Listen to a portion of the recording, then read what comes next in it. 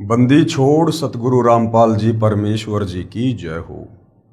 परमपिता परमात्मा सारी सृष्टि के रचनहार कुल मालिक असंख्य ब्रह्मांडों के स्वामी जगत गुरु तीनों लोकों में प्रवेश करके सबका धारण पोषण करने वाले राजाधिराज आत्माधार नाथों के नाथ देवों के देव महादेव सर्वेश्वर महेश्वर मृत्युंजय अजरो अमर आदि अनादि सनातनी प्रभु जगत पिता जगदीश्वर श्री श्री 1008 की उपाधि के वास्तविक अधिकारी अकाल मूर्त सौद स्वरूपी राम वासुदेव सर्वगतम ब्रह्म परम पूज्य प्रथम पूज्य परम संत परम पुरुष परम धनी परम दयालु सत्य कबीर हक्का कबीर अल्लाहु कबीर अल्लाहु अकबर बाखबर अल्लाह ताला जगत के तारणहार जगत के मुक्तिदाता जगत के जगन्नाथ हारे के सहारे हिंदुओं के राम मुसलमानों के अल्लाह सिखों के वाहिगुरु ईसाइयों के मसीह दया के सागर दयानिधि करुणा के सागर करुणानिधि स्वयंभू परिभू संकट मोचन कष्ट हरण मंगल करण दुख भंजन अविगत कबीर निर्विकार निर्विषम परमात्मा अलय अलेख सतगुरु आदि अनादि सतगुरु असली मर्यादा पुरुषोत्तम असली राम असली कृष्ण असली घनश्याम असली मुरारी राजाओं के राजा महाराजाओं के महाराजा शहंशाहों के शहंशाह सम्राटों के सम्राट भगवानों के भगवान अल्लाहों के अल्लाह प्रभुओं के प्रभु मसीहाओं के मसीह सच्चे वाहिगुरु बाबाओं के बाबा पीरों के पीर सेठों के सेठ जगत सेठ सावलसा सेठ सर्वगुण संपन्न अनंत कोटि कलाओं के स्वामी अनंत कोटि ब्रह्मांडों के नायक योगियों में महायोगी ध्यानियों में महाध्यानी सिद्धों में परम सिद्ध ज्ञानियों में तत्व ज्ञानी ब्रह्म ज्ञानी महाज्ञानी परम ज्ञानी सर्वश्रेष्ठ ज्ञानी विज्ञानी युवा कबीर समर्थ कबीर असमवात अमित ओजा सच्चे रहनुमा करीम अल्लाह सुभान अल्लाह दुनिया के अंतिम पैगंबर 8 सितंबर 1951 से गांव धनाना जिला सोनीपत हरियाणा भारतवर्ष की पावन भूमि पे प्रकट रियल कल की भगवान श्री नारायण साकार हरि श्री बाबा साहेब नूर अनंत परमात्मा सच्चे दरवेश सच्चे बाखबर संत श्रोमणी सतगुरु रामपाल जी परमेश्वर जी के चरण कमल में आप और हम सभी भाई बहनों का अनंत कोटि दंडवत प्रणाम। सत्साई भाई और बहनों, बहुत बड़ी दया बहुत बड़ी मेहर पूज्य गुरुदेव भगवान की परमेश्वर रामपाल जी की, जिनके शुभ आशीर्वाद से विशेष आशीर्वाद से उनके पवित्र सत्संगों का संग्रह पवित्र आध्यात्मिक पुस्तक ज्ञान गंगा के ऊपर वीडियो बनाने की श्रृंखला जारी है। इसी श्रृंखला में आज हमारा ये 22वें नंबर का वीडियो है। प्रत्येक वीडियो में पूज्य गुरुदेव भगवान के आशीर्वाद से हमें अध्यात्म और भक्ति मार्ग के विषय में बहुत कुछ जानने और समझने को मिल रहा है। भाई और बहनों, ये जो पवित्र आध्यात्मिक पुस्तक ज्ञान गंगा है, ये परमेश्वर रामपाल जी के तत्व ज्ञान रूपी सत्संगों का संग्रह है और इस पवित्र पुस्तक में सर्व धर्मशास्त्रों से प्रमाणित जो ज्ञान है उसको शामिल किया गया है। अर्थात ये पुस्तक सर्व धर्मों के सर्व धर्मशास्त्रों से प्रमाणित है। इस पवित्र पुस्तक के अमृत ज्ञान में सुई की नोक रखने जितनी कमी भी निकालना नामुमकिन है, असंभव है। इस पवित्र पुस्तक को पढ़कर आप जी भक्ति और भगवान के विषय में वो सब कुछ जान सकते हैं, समझ सकते हैं जो आज से पहले सदियों से हमारे नादान धर्मगुरु हमें इन धर्म शास्त्रों से निकाल कर नहीं दे पाए। कारण था कि हमारे नादान धर्मगुरुओं को तत्व ज्ञान नहीं था और ना ही वे किसी तत्वदर्शी संत की शरण में थे, जिस कारण से भगत समाज को भक्ति और भगवान की परिभाषा भी अच्छे से नहीं समझा पाए। सत भक्ति दान करना, शास्त्र अनुकूल भक्ति दान करना, शत भक्ति मंत्रों का जाप करवाना, ये तो बहुत दूर की बात है। तो अब पूरे विश्व के मानव समाज पर जो रजा हुई है वो अवर्णनीय है, अकल्पनीय है। क्योंकि इस अमृत ज्ञान को, इस तत्व ज्ञान को, इस 21 ब्रह्मांड में स्वयं वो कबीर परमेश्वर परम अक्षर ब्रह्म सारी सृष्टि का मालिक शतलोक से चलकर गति करके मानव चोले में और एक आम संत की भूमिका करते हुए, तत्वदर्शी संत की भूमिका करते हुए वे स्वयं ही अपने द्वारा रची गई सृष्टि का ज्ञान हम जीवों को बताते हैं, समझाते हैं। और जो गलती हमने सतलोक में की थी, अपने परमपिता परमेश्वर कबीर साहिब जी से मन हटाकर पतिव्रता पद से नीचे गिरकर और इस 21 ब्रह्मांड के स्वामी ज्योति निरंजन के ऊपर आस्था लगाकर जब ये सतलोक में एक पैर पर खड़ा होकर तप कर रहा था, उसके बाद कबीर परमेश्वर ने पतिव्रता पद से नीचे गिर चुकी हम असंख्य आत्माओं को सतलोक से इस काल के साथ निष्कासित कर दिया था। और उसी दिन से हम यहाँ पर अपना कर्म दंड भोग रहे हैं। ये काल, ये ज्योति निरंजन हमें कर्म बंधनों में बांधता है और इसी प्रकार से हमें कभी लक 84 योनि में पशु पक्षियों के शरीर देता है, कभी नरक में असहनीय पीड़ा देता है और जन्म मरण और बुढ़ापे का कष्ट तो सर्वविदित है। तो भाइयों और बहनों, अब वो दयालु परमात्मा इस पृथ्वी पर स्वयं ही आते हैं, प्रकट होते हैं, सच्चे सतगुरु पूर्ण संत की भूमिका करते हैं। और जो गलती हम नादान आत्माओं ने सतलोक में की थी, हमें उस गलती को याद दिलाकर भूल सुधार करवाते हैं और हमें वापस सतलोक ले चलने के लिए सत भक्ति देते हैं, ताकि हम फिर से भक्ति के धनी हो सकें और अपने निज लोक सतलोक में पहले की तरह खुशी खुशी रह सकें। इसके लिए भाइयों और बहनों, हमने सर्वप्रथम पूर्ण संत की पहचान करनी होती है, क्योंकि इस काल ने यहाँ पर अपने नकली संतों की बाढ़ सी ला रखी है।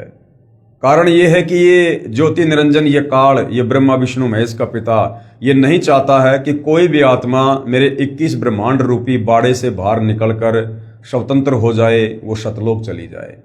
क्योंकि इसको प्रतिदिन 1 लाख मानव शरीरधारी आत्माओं के सूक्ष्म शरीर से निकली गंध खाने का, वासना खाने का श्राप लगा हुआ है। इस कारण से ये नहीं चाहता कि कोई भी आत्मा सत भक्ति करके, जब वो कबीर परमात्मा धरती पर आते हैं तो उनकी पहचान करके और सत भक्ति करके मेरे 21 ब्रह्मांड से बाहर ना निकल जाए। इसके लिए ये अपनी नकली संतों को समय समय पर पृथ्वी पर भेजता है और शास्त्रों के विरुद्ध साधना पर भगत समाज को आरूढ़ करवा देता है। जिस शास्त्र विरुद्ध साधना को करने के चलते हम जन्म मरण के चक्कर में रहते हैं, लक 84 योनियों में भटकते हैं और तपतशिला पर हम इसका आहार बनते हैं। तो भाइयों और बहनों, अब पूरे विश्व के मानव समाज पर रहम हुआ है कबीर परमेश्वर जी का। वैसे तो परमात्मा चारों युगों में आते हैं और रह रहकर इस पृथ्वी पर परमेश्वर हम आत्माओं को तत्व ज्ञान से सराबोर करते हैं, हमें सृष्टि रचना का ज्ञान करवाते हैं। इस काल का जो ये कर्म बंधन वाला जो घटिया कर्म है, इससे हमें परिचित करवाते हैं, हमें भक्ति और भगवान की असली परिभाषा से परिचित करवाते हैं। और समय समय पर परमात्मा हम आत्माओं को सत भक्ति देकर रिचार्ज करते हैं, जिस सत भक्ति के कारण हम यहाँ पर कुछ सुख का सांस लेते हैं। तो भाइयों और बहनों, आज पुनः वही कबीर परमेश्वर जी सतगुरु रामपाल जी के नाम से धरती पर प्रकट हैं और आप और हमें सौभाग्य से मनुष्य जन्म प्राप्त है, क्योंकि मनुष्य जन्म प्राप्त होना ही बड़ा दुर्लभ है। तत्वदर्शी संत भले यहाँ पर दिन में 50 बार आओ, लेकिन यदि हमें मनुष्य जन्म नहीं है तो हम उनकी सत भक्ति का फायदा नहीं उठा सकते, क्योंकि भक्ति केवल मनुष्य शरीर में ही हो सकती है, अन्य योनियों में नहीं। तो वर्तमान में आप और हमें मनुष्य जन्म भी है, ये कलयुग की पिछली पीढ़ी का यानी मोक्ष का प्राइम टाइम भी है, और साथ में कबीर परमात्मा स्वयं धरती पर सत भक्ति लेकर प्रकट हैं। तो भाइयों और बहनों, आज यदि हम फायदा उठा सकते हैं तो ये आप और हमारा परम सौभाग्य होगा। और यदि इस मनुष्य जन्म को हमने तत्वदर्शी संत की शरण के अभाव में शास्त्र अनुकूल भक्ति ना करके यदि बर्बाद कर दिया, तो ये शरीर छूटने के बाद लंबे समय के लिए ये काल हमें फिर से लक 84 योनि में डाल देगा और हम यहाँ पर असहनीय पीड़ाओं का सामना करते रहेंगे। तो भाइयों और बहनों, आज मौका है, यदि फायदा उठाया जा सके तो अवश्य उठाना चाहिए। तो भाइयों और बहनों, इस पवित्र पुस्तक ज्ञान गंगा के ऊपर अभी तक जो वीडियो बन चुके हैं, यदि आपने नहीं देखे हैं तो आपको थोड़ा समय निकालकर अवश्य देखने चाहिए, क्योंकि जब तक हम ज्ञान नहीं समझेंगे तब तक हम भक्ति पर नहीं लग सकते, और भक्ति पर लग भी गए तो बिना सृष्टि रचना के ज्ञान के हम भक्ति पर दृढ़ नहीं हो सकते। इसलिए जब भी आप सतगुरु रामपाल जी के YouTube पर सत्संग सुने या उनके द्वारा लिखी पुस्तकें पढ़ें, तो आप सृष्टि रचना वाले टॉपिक को अवश्य पढ़ें। 1 या 2 बार उसको पढ़कर समझने का प्रयास अवश्य करें।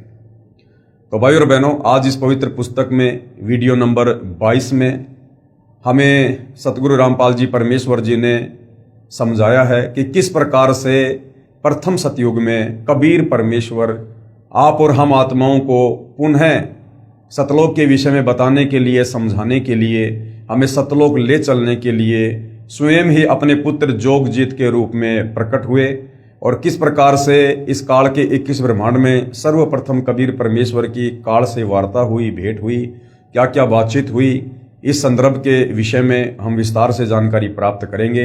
साथ ही फ्रांस के एक भविष्य वक्ता है नास्त्रैदमस, उन्होंने सतगुरु रामपाल जी को लेकर और वर्तमान समय के विषय में क्या कुछ भविष्यवाणियां की हैं, उनको भी हम जानने का प्रयास करेंगे।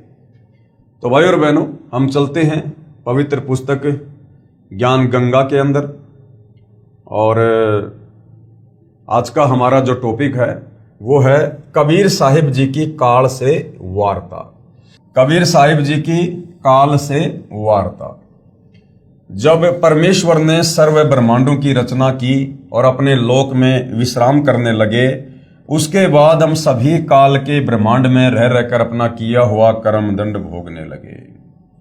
कुरान शरीफ और बाइबल में जो प्रकरण आता है सूरत फुरकान 25 आयत नंबर 52 से 59 में, कि उस परमेश्वर ने 6 दिन में सृष्टि रची और 7वें दिन तख्त पर जाकर विश्राम किया।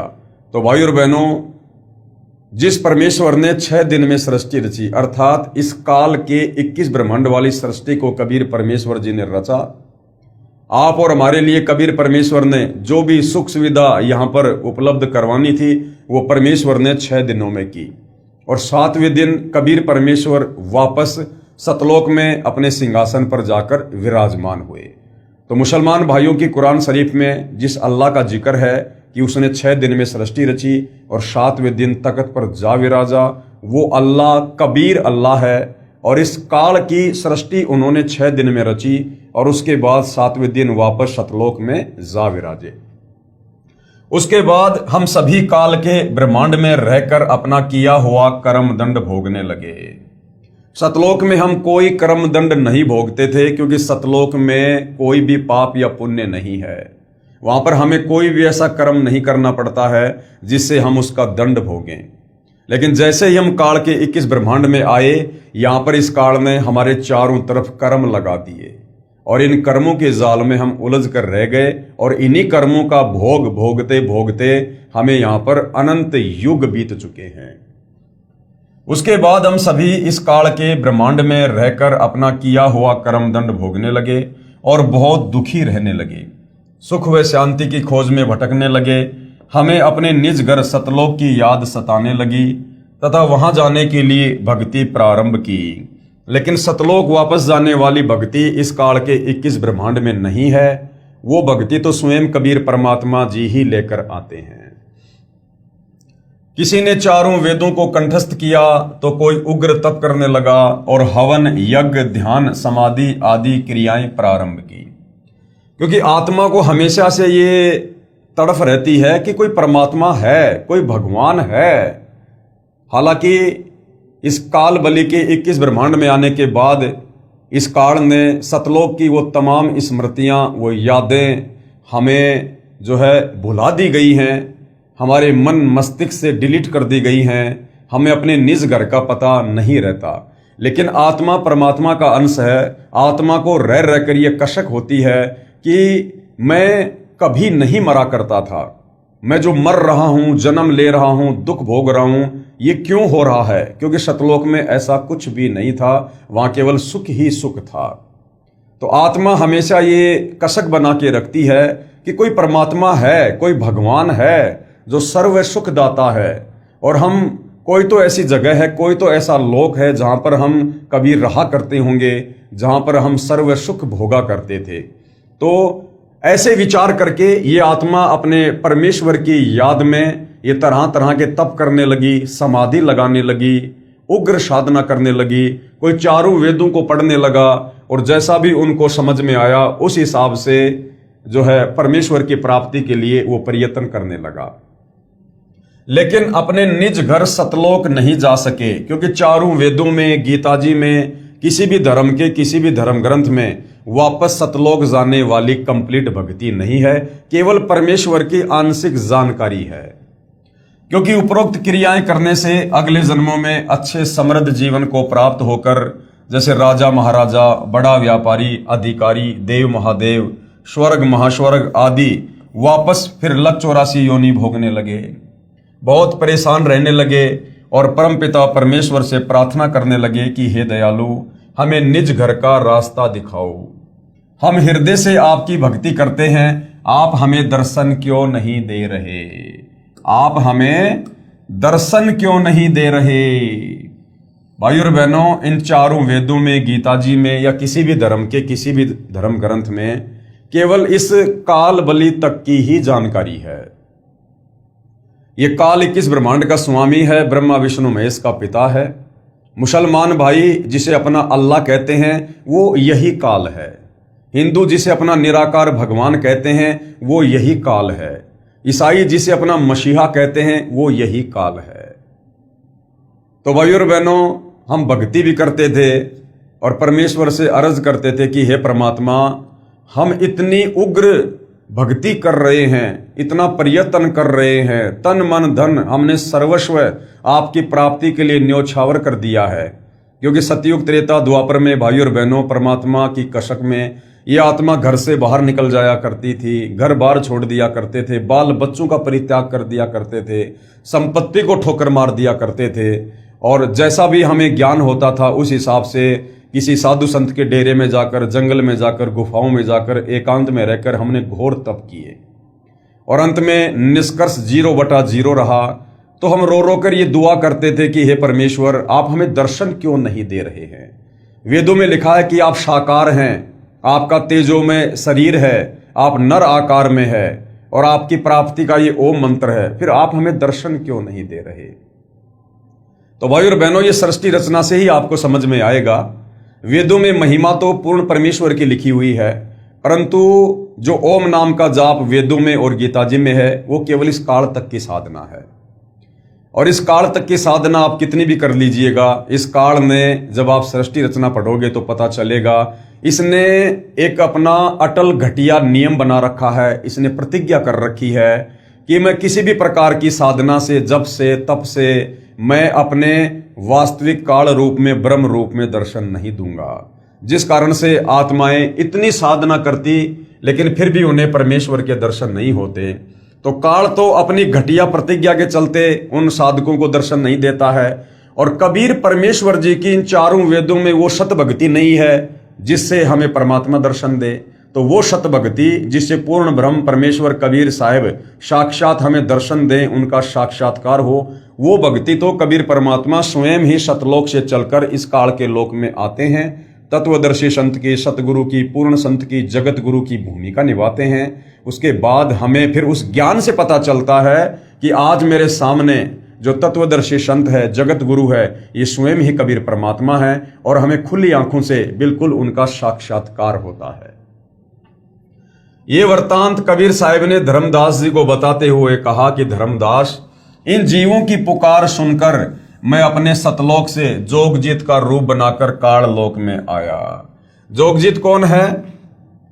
परमपिता परमेश्वर कबीर साहिब ने सतलोक में जो अपने 16 पुत्रों की उत्पत्ति की थी, उनमें जो सबसे लास्ट वाला पुत्र है 16वें नंबर का, वो जोगजीत है, जिसको योग संतायन भी कहते हैं। तो प्रथम बार कबीर परमेश्वर जब काल के 21 ब्रह्मांड में आए, हम आत्माओं की उस पुकार को सुनकर, जब हम लक 84 योनि में गधे कुत्ते सुअर बनकर दुखी हो रहे थे, परेशान हो रहे थे, आत्मा से पुकार करते थे, या मनुष्य जन्म में थे तो घोर साधना कर करके अपने शरीर की भी चिंता नहीं की और परमेश्वर प्राप्ति के लिए हम मर मिटे, तो उस प्रकार की आत्मा की पुकार को सुनकर कबीर परमेश्वर ये दयालु मालिक सतलोक से चलकर अपने पुत्र का रूप बनाकर और इस काल के 21 ब्रह्मांड में आते हैं। अपने ओरिजिनल रूप में परमात्मा इसलिए नहीं आते कि यदि वो परमेश्वर अपने ओरिजिनल कबीर रूप में इस धरती पर यदि आ जाए, आते हैं भाइयों और बहनों, आने को तो आज वर्तमान में कबीर भगवान सतगुरु रामपाल जी के नाम से प्रकट हैं, अपने ओरिजिनल सतलोकी रूप में ही हैं। परंतु ये समर्थ परमात्मा है, ये चाहे उसको दर्शन दिखाएंगे, चाहे जिसे नहीं दिखाएंगे। तो कबीर परमेश्वर जी सतयुग, त्रेता और द्वापर में अपने पुत्रों के रूप बनाकर ही आते हैं, क्योंकि यदि काल को पता चल जाए कि वो कबीर परमात्मा मेरे 21 ब्रह्मांड में आ चुका है, यदि कबीर परमेश्वर अपने ओरिजिनल रूप में इस काल को दर्शन दे दें, तो भाई और बहनों ये परमात्मा से इतना डरता है कि इसका कलेजा फट जाए।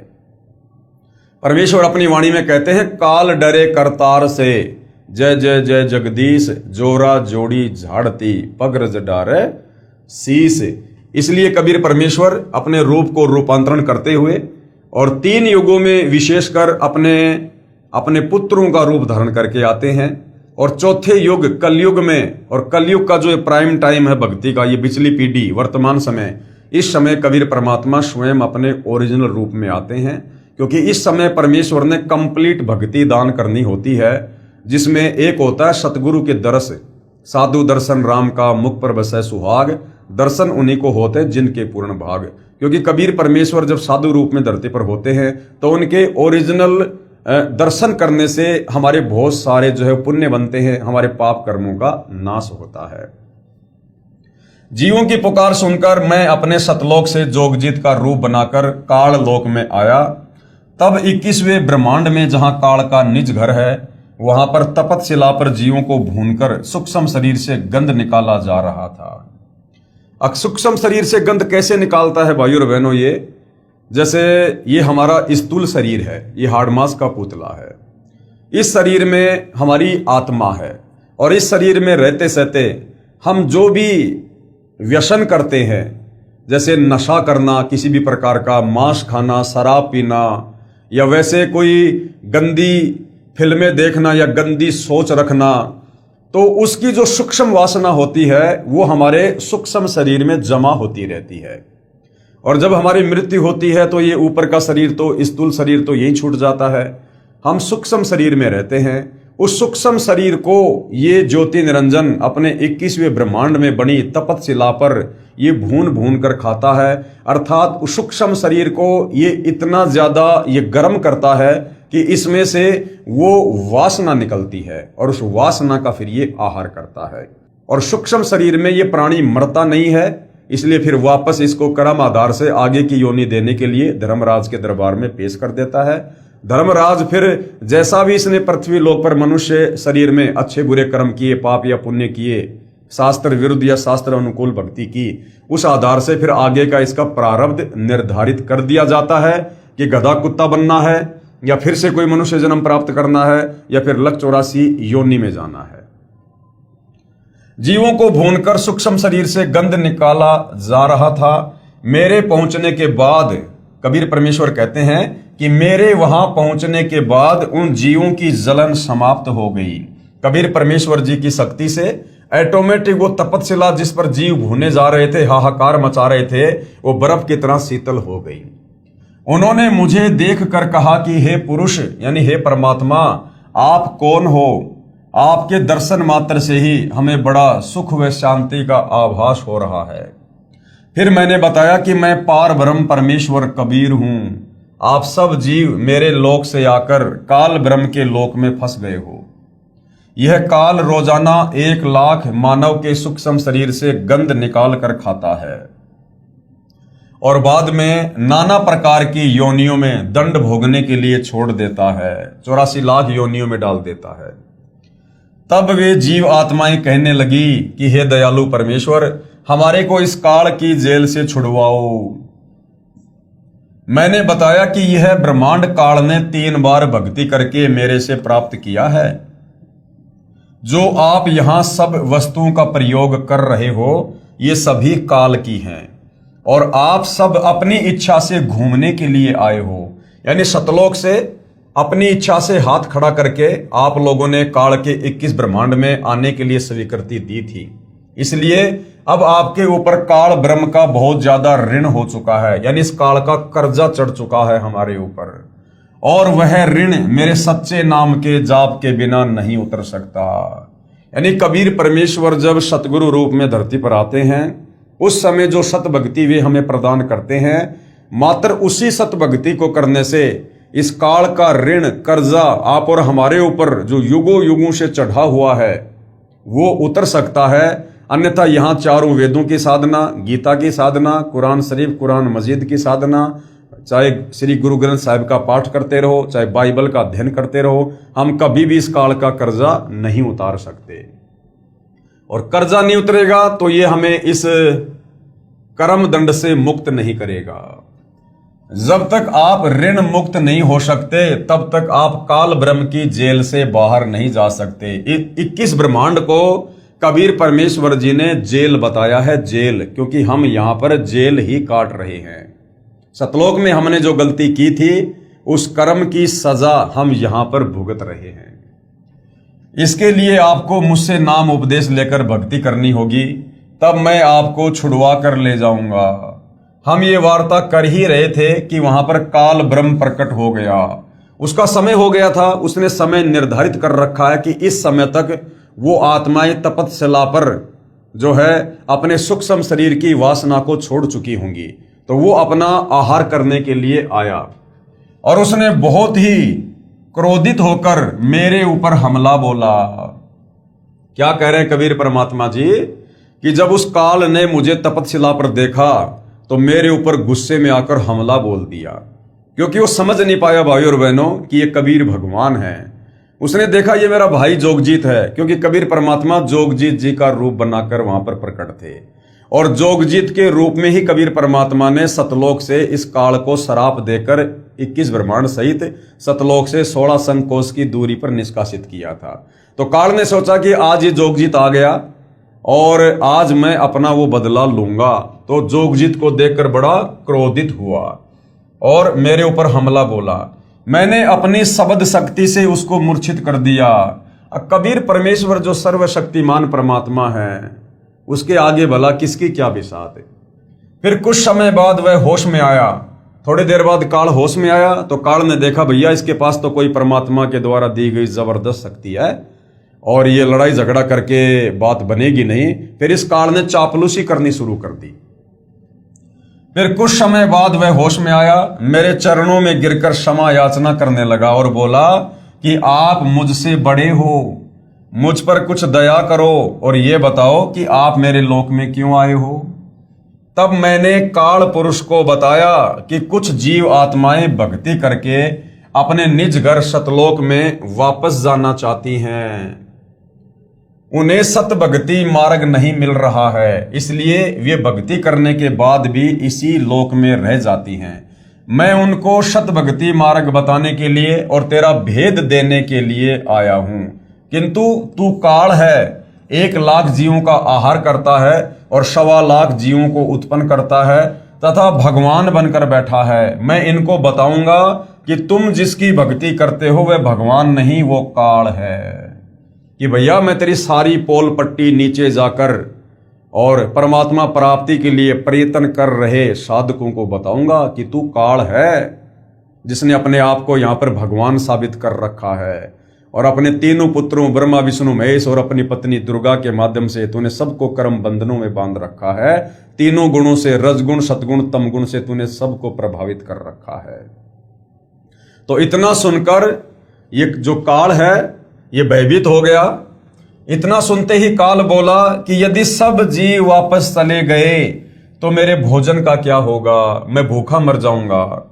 आपसे मेरी प्रार्थना है कि 3 युगों में जीव कम संख्या में लेकर जाना, कि सतयुग, त्रेता और द्वापर, इन 3 युगों में आप सतलोक में कम जीव लेकर जाना और जब चौथा युग कलयुग आ जाए उस समय जितने मर्जी जीव ले जाना और सबको मेरा भेद मत देना। इन 3 युगों में मेरा भेद मत देना किसी को कि मैं काल हूं और सबको खाता हूं। जब कलयुग आए तो चाहे जितने जीवों को ले जाना। ये वचन काल ने मुझसे प्राप्त कर लिए। कबीर परमेश्वर ने उसको कह दिया ठीक है भाई। कबीर साहिब ने धर्मदास को आगे बताते हुए कहा कि सतयुग, त्रेता युग और द्वापर युग में भी मैं आया था और बहुत जीवों को सतलोक लेकर गया, लेकिन इसका भेद नहीं बताया। यानी कबीर परमेश्वर चारों युगों में आते हैं, और जैसा कि काल के साथ एग्रीमेंट हुआ था कि सतयुग त्रेता द्वापर में परमात्मा जीवों को कम संख्या में सतलोक लेकर जाना, और मेरा भेद मत देना किसी को कि मैं काल हूं, ऐसे ऐसे मैंने सतलोक में गलती की थी और यहां मैं ऐसे ऐसे ब्रह्मा विष्णु महेश के माध्यम से अपने भोजन का प्रबंध करता हूं। तो भाई और बहनों, कौन से सतलोक में लेकर गए 3 युगों में परमात्मा जीवों को? क्योंकि इस काल का पूरा भेद बताए बिना तो आत्मा में भय उत्पन्न होगा ही नहीं। जब तक हम सृष्टि रचना से परिचित नहीं होंगे, और सृष्टि रचना से परिचित होंगे तो हमें काल के विषय में भी जानकारी होगी, इसका पूरा भेद भी मालूम होगा, तभी हमारे को काल लोक से डर लगेगा, तभी हम तत्वदर्शी संत की शरण में आकर भक्ति करेंगे। तो आज से पहले कबीर परमेश्वर हमें मिनी सतलोक में लेकर गए 3 युगों में। इस काल के 21 ब्रह्मांड में कबीर परमेश्वर ने अपना एक गुप्त स्थान बना रखा है, जिसका नाम है मिनी सतलोक, जहां परमेश्वर आत्माओं को काल के बंधन से छुड़वाकर बीज रूप में रख देते हैं। और जब ये कलयुग की बिचली पीढ़ी वाला मोक्ष का प्राइम टाइम आता है, कंप्लीट भक्ति देने का, कंप्लीट मूल ज्ञान बताने का, इस समय परमेश्वर तीनों युगों में जिन आत्माओं को मिनी सतलोक में बैठा देते हैं, फिर उन आत्माओं को परमेश्वर इस समय कलयुग की बिचली पीढ़ी में मानव जन्म देते हैं, स्त्री या पुरुष का, और फिर उन आत्माओं से कंप्लीट भक्ति करवाकर उनको सतलोक लेकर जाते हैं। अन्यथा काल का भेद बताए बिना भाई और बहनों हमारी आत्मा कभी भी सतलोक जाने को तैयार नहीं होगी, क्योंकि भय बिना भक्ति नहीं होती। अब मैं कलयुग में आया हूं और काल से मेरी वार्ता हुई है। काल ब्रह्म ने मुझसे कहा कि अब आप चाहे जितना जोर लगा लेना, आपकी बात कोई नहीं सुनेगा। काल ने चापलूसी की थी कि आप चौथे युग में जितनी मर्जी आत्मा ले जाना कलयुग में। काल ने क्या दिमाग लगाया था कि जब चौथा युग कलयुग आएगा, उस समय इन आत्माओं के जो पुण्य हैं वो समाप्त हो चुके होंगे, इनके पाप कर्म शेष होंगे।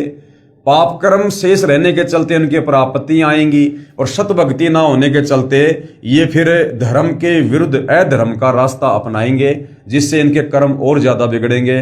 साथ में उस कलयुग में मैं इनको विषय विकारी बना दूंगा, हर प्रकार से नशेड़ी बना दूंगा, मांसाहारी बना दूंगा, शराबी बना दूंगा, चोरी जारी ठगी विश्वासघात रिश्वतखोरी काला बाजारी मिलावट इन तमाम प्रकार के कुकर्मों में लगाकर इन आत्माओं की वृत्ति को बिगाड़ दूंगा। ये भक्ति के योग्य भी नहीं रहेंगे। और थोड़ी बहुत भक्ति यदि कोई करना चाहेगा तो मैं अपने नकली संत भेज भेज कर शास्त्रों के विरुद्ध साधना करवा दूंगा, और इनको मंदिर मस्जिद चर्च गुरुद्वारे और पत्थर पूजा पे लगा दूंगा। कावड़ लाना, पैदल यात्रा करना, पाखंड पूजा करना, जंत्र मंत्र के चक्कर में पड़ना, इन घटिया साधनाओं में, देवी देवताओं की साधनाओं में लगा दूंगा। तो जब वो तत्वदर्शी संत आएगा, यानी भगवान आएगा, उस समय कोई भी उसकी बात को स्वीकार नहीं करेगा। ये सोचकर काल ने कहा था कि आप 3 युगों में जीव कम लेकर जाना, और चौथे युग में जितनी मर्जी आत्मा सतलोक लेकर जाना। प्रथम तो मैंने जीव को भक्ति के लायक ही नहीं छोड़ा है। काल ने क्या कहा? धर्मदास को परमात्मा बता रहे हैं कि प्रथम तो इस कलयुग में जीव को इस काल ने इतना बिगाड़ दिया है, नशेड़ी गंजेड़ी शराबी मांसाहारी चोरी जारी करने वाला बना दिया है कि अपने स्वार्थ के अलावा उसको और कुछ दिखाई नहीं देता है। प्रथम तो मैंने जीव को भक्ति के लायक ही नहीं छोड़ा, उनमें बीड़ी सिगरेट शराब मांस आदि दुर्व्यसन की आदत डालकर इनकी वृत्ति को, यानी मानसिक वृत्ति को बिगाड़ दिया है, इनकी सोच को बिगाड़ दिया है। नाना प्रकार की पाखंड पूजा में जीव आत्माओं को लगा दिया। ये मंदिर मस्जिद चर्च गुरुद्वारा, ये झाड़ जपाड़ जंतर मंत्र, इस प्रकार की ओछी और घटिया साधनाओं में लगा दिया। दूसरी बात यह होगी कि जब आप अपना ज्ञान देकर वापस अपने लोक में चले जाओगे, तब मैं यानी काल अपने दूत भेजकर आपके पंथ से मिलते जुलते 12 पंथ चलाकर जीवों को भ्रमित कर दूंगा। काल ने क्या कहा था कि जब आप उस कलयुग में जाओगे, यानी परमात्मा 650 साल पहले अपने ओरिजिनल नाम कबीर नाम से आए थे, तो कहा कि जब आप उस कलयुग में अपना कंप्लीट ज्ञान देकर जो भी भक्ति आपने देनी है वो भक्ति देकर आप जाओगे वापस सतलोक, तो मैं उसके बाद अपने 12 नकली दूत भेजूंगा और आपके नाम से कबीर नाम से वो कबीर पंथ चलाएंगे और जीवों को अपने जाल में फंसा लेंगे। ये कहकर कि कबीर जी का वास्तविक ज्ञान, कबीर जी का असली पंथ, सतलोक जाने की विधि केवल हम कबीर पंथियों के पास में है। तो परमात्मा चाहने वाली आत्माओं को मैं अपने दूत भेजकर और अपने जाल में फंसा लूंगा। तो आज भाई और बहनों, ये जितने भी कबीर पंथ हैं, विशेषकर जो धर्मदास जी की वंशावली में जो 12 कबीर पंथ हैं, ये सारे के सारे काल के द्वारा अपने दूतों के माध्यम से चलवाए गए पंथ हैं, जिनमें सत भक्ति नहीं है, लेकिन नाम कबीर परमात्मा का लेकर ये लोग अपने पंथ चला रहे हैं। साथ में काल ने और जाल फैला दिया। इसके अलावा राधा स्वामी पंथ है, जय गुरुदेव पंथ है, धन धन सतगुरु पंथ है, निरंकारी पंथ है, हंसा देश वाला पंथ है, जय गुरुदेव पंथ है। ये तमाम दुनिया भर के जितने भी पंथ चल रहे हैं, जिनमें करोड़ों परमात्मा चाहने वाली आत्माएं फंसी हुई हैं, उनको परम धनी जानकर ये सारे का सारा षड्यंत्र काल बली का है। ये सारे के सारे काल के द्वारा भेजे गए एजेंट हैं। तो भाई और बहनों, वर्तमान में एकमात्र सच्ची भक्ति और सच्चा ज्ञान देने वाला इस पृथ्वी पर केवल सतगुरु रामपाल जी हैं। महिमा सतलोक की बताएंगे। ये जो 12 पंथ हैं जो कबीर जी के नाम से चलेंगे या अन्य जो पंथ है, वो महिमा तो सतलोक की बताएंगे। आपका ज्ञान कथेंगे, लेकिन नाम जाप मेरा करेंगे। और नाम किसके देंगे? काल के, जिसके परिणाम स्वरूप मेरा ही भोजन बनेंगे। ये बात सुनकर कबीर साहिब ने कहा कि आप अपनी कोशिश करना और मैं सतमार्ग बताकर ही वापस जाऊंगा, और जो मेरा ज्ञान सुन लेगा वह तेरे बहकावे में कभी नहीं आएगा। सतगुरु कबीर साहिब ने कहा कि हे निरंजन, यानी हे काल, यदि मैं चाहूं तो तेरे सारे खेल को क्षण भर में समाप्त कर सकता हूं। कबीर परमात्मा इतने समर्थ हैं। कबीर परमेश्वर ने कहा कि काल, यदि मैं चाहूं तो तेरे इस खेल को क्षण भर में नष्ट कर सकता हूं।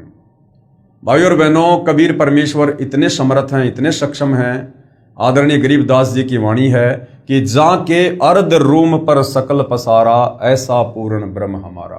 कबीर परमेश्वर जी के आधे बाल के बराबर भी ये कंप्लीट सृष्टि नहीं है। वो इतना समर्थ है, अपने आधे बाल के ऊपर सारी सृष्टि को ठहरा सकता है। 21 ब्रह्मांड इस काल के, 7 संग ब्रह्मांड अक्षर पुरुष के, और ऊपर के चारों लोक, ये परमेश्वर अपने आधे बाल के ऊपर इनको रख सकता है। ये इतना समर्थ है।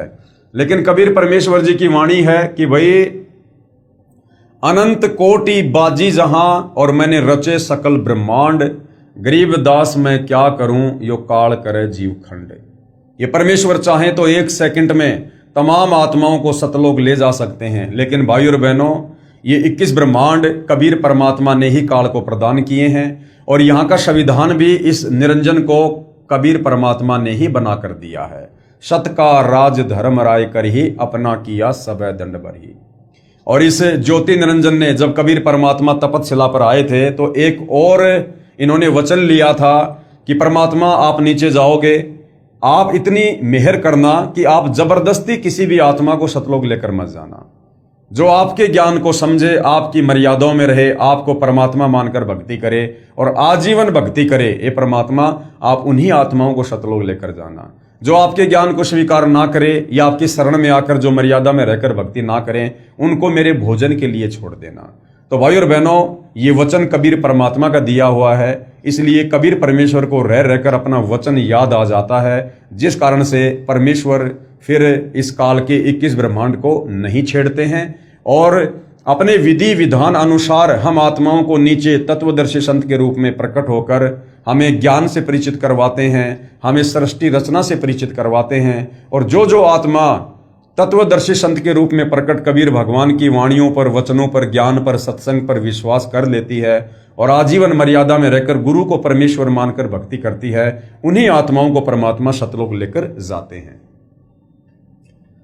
सतगुरु कबीर साहिब ने कहा कि हे निरंजन, यानी हे काल, यदि मैं चाहूं तो तेरे सारे खेल को क्षण भर में समाप्त कर सकता हूं, परंतु ऐसा करने से मेरा वचन भंग होता है। ये सोचकर मैं अपने प्यारे हंसों को यानी भक्तों को यथार्थ ज्ञान देकर शब्द का बल प्रदान करके, यानी परमेश्वर हमें जो शब्द देंगे, जो मंत्र देंगे, फिर हम उसका जाप करेंगे, फिर हमारे अंदर वो शक्ति उत्पन्न होगी, तो शब्द का बल प्रदान करके सतलोक लेकर जाऊंगा। और कहा कि सुनो धर्मराया। धर्मराया, इस काल को धर्मराय भी कहते हैं क्योंकि इसने परमात्मा से कहा था कि परमात्मा मैं अपने 21 ब्रह्मांड में सत का राज करूंगा, जो जैसा कर्म करेगा उसको वैसा ही मैं परिणाम दूंगा, फल दूंगा। तो इसको धर्मराय भी कहते हैं। सत का राज धर्मराय कर ही अपना किया सबे दंड बरही। सुनो धर्मराया, हम शंखों हंसा पद परसाया। हमने असंख्य आत्माओं को तुम्हारे काल लोक से सत भक्ति देकर सतलोक में बैठाया है। और जिन लीना हमरा परवाना, जिन्होंने हमारे से नाम उपदेश लिया है, सो हंसा हम किए अमाना, उनको हमने तेरे काल लोक से मुक्त किया है। पवित्र कबीर सागर में जीवों को भूल भुलैया में डालने के लिए तथा अपनी भूख को मिटाने के लिए तरह तरह के तरीकों का वर्णन, ये वाणियां कबीर सागर से ली गई है, जिस कबीर सागर को 650 साल पहले कबीर परमेश्वर जी ने आदरणीय धर्मदास जी के माध्यम से लिपिबद्ध करवाया था। तो इस काल ने क्या कुछ कहा था कबीर परमेश्वर से, जब तपतशिला पर कबीर परमात्मा और इस निरंजन के बीच में बातचीत हो रही थी। द्वादश पंथ करूं मैं साजा, नाम तुम्हारा ले करूं आवाजा। द्वादश यम संसार पठो, नाम तुम्हारे पंथ चलहो। कि द्वादश पंथ करूं मैं साजा, कि जब आप सतलोक वापस चले जाओगे, इस कलयुग में आकर, प्रथम चरण में आकर जब आप अपनी लीला करके वापस चले जाओगे, उसके बाद मैं आपके नाम से, कबीर नाम से द्वादश यानी 12 पंथ चलाऊंगा, 12 कबीर पंथ चलाऊंगा। और नाम तुम्हारा ले करूं आवाजा, और तुम्हारा ही नाम ले लेकर मैं लोगों को भक्ति पर लगाऊंगा। और द्वादश यम संसार पठो, अपने 12 काल के दूत उन पंथों में भेजूंगा मुखिया बनाकर। नाम तुम्हारे पंथ चलहो, और आप ही के नाम से, कबीर नाम से वो पंथ चलेंगे। प्रथम दूत मम प्रगटे जाई, पीछे अंश तुम्हारा आई। और इस ज्योति निरंजन ने कबीर भगवान से कहा कि पहले जो है मेरे दूत जाएंगे, पहले मेरे एजेंट जाएंगे गुरु बनकर, पहले मेरा ज्ञान प्रचार होगा, पीछे अंश तुम्हारा आई, उसके बाद आप अपना ज्ञान प्रचार करना। यही विधि जीवन को भरमाऊं, पुरुष नाम जीवन समझाऊं। इस विधि से मैं कलयुग में जीव आत्माओं को भक्ति और भगवान के नाम पर भ्रमित कर दूंगा। द्वादश पंथ नाम जो ले है, सो हमरे मुख आन समोहे। और उन 12 पंथों में जो मुझ काल के द्वारा चलाए जाएंगे कबीर पंथ के नाम से, उन 12 पंथों में जो जो व्यक्ति नाम दीक्षा लेंगे वो मेरे ही मुख में आते रहेंगे, अर्थात वो तपतशिला पर मेरा भोजन बनते रहेंगे, क्योंकि 12 पंथों में सतलोक जाने की विधि नहीं है। कहा तुम्हारा जीवन माने, हमरी और हो बाद बखाने। और जब तुम जाओगे फिर लोगों को समझाने के लिए, सत ज्ञान बताने के लिए, तो लोग तुम्हारी बात नहीं मानेंगे, मेरी ओट लेकर और तुम्हारे साथ में वाद विवाद करेंगे कि तुम झूठ बोलते हो, झूठ बोलते हो। मैं दृढ़ फंदा रची बनाई, जामे जीव रहे उर्जाई। काल कह रहा है इस प्रकार से मैं उन आत्माओं के गले में दृढ़ फंदा डाल दूंगा और जिसमें सारे के सारे जीव उलझ कर रह जाएंगे। देवल देव पाषाण पुजाई, तीर्थ व्रत जप तप मन लाई। उल्टी साधना पर लगा दूंगा कलयुग में। आज आप और हम देख रहे हैं भाई और बहनों, पाषाण पूजा, पत्थरों की पूजा पर दुनिया लगी हुई है। देवल यानी मंदिर, देव, और तीर्थ व्रत ये झूठे नाम के जाप कर रहे हैं लोग। राधे राधे श्याम मिला दे, हरे राम हरे कृष्णा जय जय राम हरे राम। और दुनिया भर के तप, ये पैदल यात्रा करना, कावड़ लाना, ये जो है ये तप के जो है अंतर्गत आता है। तो काल ने कहा था कि मैं देवल देव पाषाण पुजाई, तीर्थ व्रत जप तप मन लाई। यज्ञ होम अरु नेम अचारा, और अनेक फंद में डारा। तरह तरह के हवन यज्ञ शुरू करवा दूंगा, दुनिया भर के नाम शुरू करवा दूंगा जो मनमुखी होंगे, शास्त्रों के विरुद्ध होंगे, और अनेक प्रकार से मैं सबके गले में फांसी का फंदा डाल दूंगा, उल्टी साधना का, शास्त्र विरुद्ध साधना का। जो ज्ञानी जाओ संसारा, जीवन माने कहा तुम्हारा। और जब आप संसार में जाओगे ज्ञान समझाने के लिए, उस समय तुम्हारी बात पर कोई भी यकीन नहीं करेगा, कि भाई तुम तो अभी अभी आए हो, तुमने तो अभी अभी अपना पंथ शुरू किया है, ये कबीर पंथ तो सदियों से चल रहे हैं, तो जो सच्चा ज्ञान इन कबीर पंथों में होगा वो तुम्हारे पास थोड़ा ना होगा। ये कहकर लोग तुम्हें रिजेक्ट कर देंगे। तो कबीर परमेश्वर जी ने क्या कहा, ज्ञानी कहे सुनो अन्यायी, काटो फंद जीव ले जाई। यानी कबीर परमात्मा कभी तो अपने पुत्र जोगजीत के रूप में आते हैं, कभी अपने पुत्र ज्ञानी के रूप में भी आते हैं, और कभी अपने पुत्र सहजदास का रूप बनाकर भी आते हैं। तो ज्ञानी रूप में परमात्मा आए हुए थे, तो उन्होंने काल से कहा, ज्ञानी कहे सुनो अन्यायी, हे धर्मराय, हे अन्यायी, काटो फंद जीव ले जाई। मैं तेरा ये फंदा काट दूंगा अपनी सत भक्ति से, और जीवों को भक्ति करवाकर सतलोक लेकर जाऊंगा। जैतिक फंद तुम रचे बिचारी, सत्य शब्द ते सब बिडारी। और तू जितने भी फंद ये रच रहा है, षड्यंत्र तू रच रहा है जीव आत्माओं को फंसाने के लिए, मैं अपनी सत भक्ति देकर और तेरे सारे फंद जो है काट दूंगा। जोन जीव हम शब्द दरडावे, फंद तुम्हारा सकल मुकावे। जो जो प्राणी, जो जो आत्मा हमारे से उपदेश लेकर भक्ति शुरू कर देंगे, ये तुम्हारा षड्यंत्र ऑटोमेटिक फेल हो जाएगा। चौका कर परवाना पाए, पुरुष नाम तिह दे ऊंचनाई। ताके निकट काल नहीं आवे, संधि देख ताक है सिर नावे। यानी मैं ऐसा मंत्र दूंगा, उस मंत्र के सामने तेरा सर ऑटोमेटिक झुक जाएगा। यानी उस मंत्र में इतनी पावर होगी कि आत्मा भक्ति से परिपूर्ण हो जाएगी, और मजबूरन तेरे को उन आत्माओं को मुक्त करना होगा। उपरोक्त विवरण से सिद्ध होता है कि जो अनेक पंथ चले हुए हैं, जिनके पास कबीर साहब द्वारा बताया हुआ शत भक्ति मार्ग नहीं है, ये सब काल प्रेरित हैं। यानी जितने भी नकली कबीर पंथ हैं, ये सब काल प्रेरित हैं। अतः बुद्धिमान को चाहिए कि सोच विचार कर यानी अच्छी तरह से शास्त्रों से परिचित होकर, सृष्टि रचना से परिचित होकर, सोच विचार कर भक्ति मार्ग अपनाएं। क्योंकि मनुष्य जन्म अनमोल है, ये बार बार नहीं मिलता। कबीर साहिब कहते हैं, कबीर मानुष जन्म दुर्लभ है, मिले न बारंबार। जैसे तरवर से पत्ता टूट गिरे, फिर वापस नहीं लगता डार। जिस प्रकार एक बार पेड़ से पत्ता टूट जाता है, फिर चाहे कितना भी यत्न कर लो, वो पेड़ से टूटा हुआ पत्ता वापस पेड़ पर नहीं लगता है। ठीक इसी प्रकार ये मनुष्य जन्म है, जो हमें 184 योनियां भोगने के बाद बड़ी मुश्किल से एक बार मिलता है। यदि इस मनुष्य जन्म को हमने बिना सत भक्ति के अगर यूं ही बर्बाद कर दिया, तो भाई और बहनों, फिर से हम लंबे समय के लिए काल के लोक में कष्ट भोगने के लिए रह जाएंगे।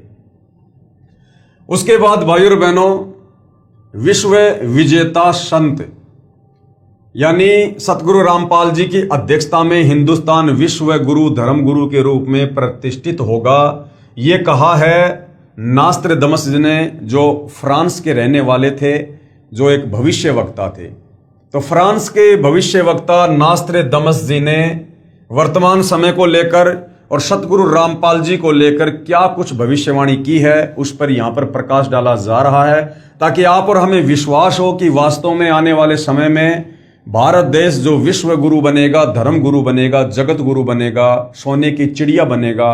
सोने की चिड़िया बनने का मतलब है भारत देश खुशहाल होगा। तो किसकी अध्यक्षता में होगा? नास्त्रदमस जी ने क्या कुछ कहा है। विश्व विजेता संत यानी अपने आध्यात्मिक ज्ञान के चलते और अपनी अद्भुत शक्ति के चलते जो है भारत सतगुरु रामपाल जी के माध्यम से विश्व विजेता होगा।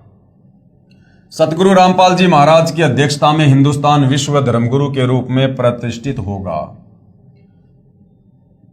सतगुरु रामपाल जी के विषय में नास्त्रदमस की भविष्यवाणी।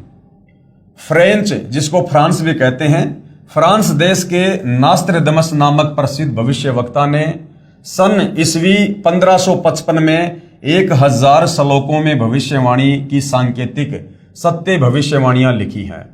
100 श्लोकों के 10 शतक बनाए हैं, जिनमें से अब तक सभी सिद्ध हो चुकी हैं। हिंदुस्तान में सत्य हो चुकी भविष्यवाणियों में से नास्त्रदमस ने अभी तक जो जो भविष्यवाणियां की थी वो सच साबित हुई हैं, और भारत देश को लेकर नास्त्रदमस ने क्या क्या भविष्यवाणियां की थी वो भी सच हुई हैं। और वर्तमान समय के लिए जो भविष्यवाणियां उन्होंने की हुई हैं जो सतगुरु रामपाल जी पर ही सटीक उतरती हैं वो भी सच होंगी।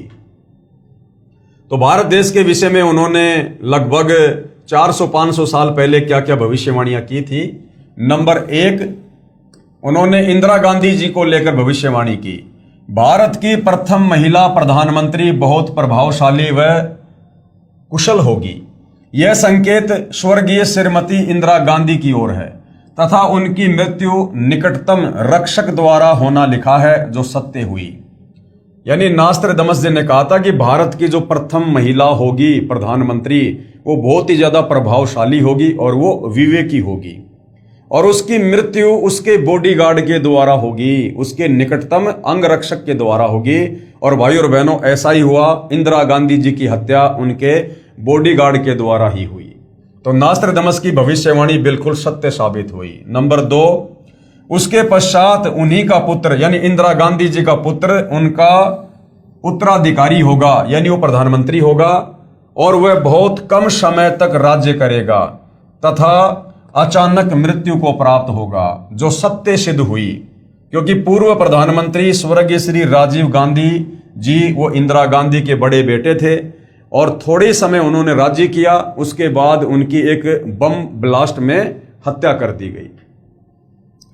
उसके बाद नंबर 3, सतगुरु रामपाल जी महाराज के विषय में भविष्यवाणी नास्ट्राडामस द्वारा जो विस्तार पूर्वक लिखी है। ये 2 बातें इसलिए बताई है क्योंकि जो उन्होंने भारत को लेकर भविष्यवाणी की थी वो पहले सत्य साबित हो चुकी है। तो आगामी समय के लिए यानी वर्तमान समय के लिए जो भविष्यवाणियां नास्ट्राडामस जी ने कर रखी हैं भारत में प्रकट एक संत के लिए, वो सतगुरु रामपाल जी के ऊपर हैं, और ये भविष्यवाणियां भी बिल्कुल सत्य ही साबित होंगी। अपनी भविष्यवाणी के शतक 5 के अंत में तथा शतक 6 के प्रारंभ में नास्ट्राडामस जी ने लिखा है कि आज अर्थात ईस्वी सन 1555 से ठीक 450 वर्ष के बाद अर्थात सन 2006 में एक हिंदू संत जिसको सायरन कहा गया है वो प्रकट होगा, अर्थात लोगों के सामने होगा, अर्थात सर्व जगत में उसकी चर्चा होगी। उस समय उस हिंदू धार्मिक संत यानी सायरन की आयु 50 व 60 वर्ष के बीच होगी। परमेश्वर ने नास्ट्राडामस को सतगुरु रामपाल जी महाराज के अधेड़ उम्र वाले शरीर का साक्षात्कार करवाकर चलचित्र की भांति सारी घटनाओं को दिखाया और समझाया। श्री नास्ट्राडामस जी ने 16वीं सदी को प्रथम शतक कहा है। इस प्रकार 5वां शतक 20वीं सदी हुआ। नास्ट्राडामस जी ने कहा है कि वह धार्मिक हिंदू नेता अर्थात संत सायरन 5वें शतक के अंत के वर्ष में अर्थात सन ईस्वी 1999 में घर घर सत्संग करना त्याग कर अर्थात चौखटों को लांग कर बाहर आएगा। अर्थात सन 1999 में सतलोक आश्रम करोथा बनकर तैयार हो गया था और पहले सन 1994 से 1999 तक सतगुरु रामपाल जी गांव-गांव जाकर सतग्रंथ साहिब का पाठ किया करते थे, सत्संग किया करते थे। लेकिन 1999 में उन्होंने गांव-गांव जाकर सत्संग करना छोड़कर और सतलोक आश्रम करोथा में बैठकर सत्संग करना शुरू कर दिया था, जो बिल्कुल सत्य साबित हो रही भविष्यवाणी में लिखा है। 5वें शतक के अंत के वर्ष में अर्थात सन ईस्वी 1999 में घर घर सत्संग करना त्याग कर अर्थात चौखटों को लांग कर बाहर आएगा तथा अपने अनुयायियों को शास्त्र विधि अनुसार भक्ति मार्ग बताएगा। अर्थात 1999 में सतलोक आश्रम करोथा खुल गया। उसके बाद सन 2001 से सतगुरु रामपाल जी ने धर्म शास्त्रों को खोल खोल कर लोगों को ज्ञान समझाना शुरू किया। उस महान संत के बताए मार्ग से अनुयायियों को अद्वितीय आध्यात्मिक और भौतिक लाभ होगा। उस तत्व दृष्टा हिंदू संत के द्वारा बताए शास्त्र प्रमाणित तत्व ज्ञान को समझकर परमात्मा चाहने वाले श्रद्धालु ऐसे अचंभित होंगे जैसे कोई गहरी नींद से जागा हो। क्योंकि इन देवी देवताओं के विषय में, काल के विषय में, धर्म शास्त्रों के विषय में जो अद्भुत ज्ञान वर्तमान में सतगुरु रामपाल जी ने सन 1994 से देना शुरू किया है, ये ज्ञान आज से पहले सदियों पहले हमारे किसी भी धर्म गुरु ने समाज को नहीं दिया, जो हमारे धर्मशास्त्रों में छुपा हुआ था और जिसके विषय में आत्मा सदियों से जानना चाहती थी लेकिन कोई बता नहीं पा रहा था। तो जैसे ही अब सतगुरु रामपाल जी ने सन 1994 में अपने यथार्थ 13वें कबीर पंथ की शुरुआत की, 1999 में सतलोक आश्रम करोथा खुला और सन 2001 से जैसे ही सतगुरु रामपाल जी ने गीता, वेद, कुरान, पुराण, बाइबल, गुरु ग्रंथ साहिब इनसे सृष्टि रचना को प्रमाणित किया, तत्व ज्ञान को जो है वो प्रमाणित किया, इन शास्त्रों को दिखा दिखाकर उन्होंने लोगों को समझाना शुरू किया, तो अपने ही धर्मशास्त्रों में छुपे गूढ़ रहस्य को देखकर लोग दांतों तले उंगली दबाने लगे कि ऐसा निर्मल ज्ञान हमारे धर्मशास्त्रों में, हमारे घर में, और ये हमारे घर के मुखिया अर्थात ये धर्म गुरु हमें निष्कर्ष निकालकर नहीं बता पाए, नहीं समझा पाए।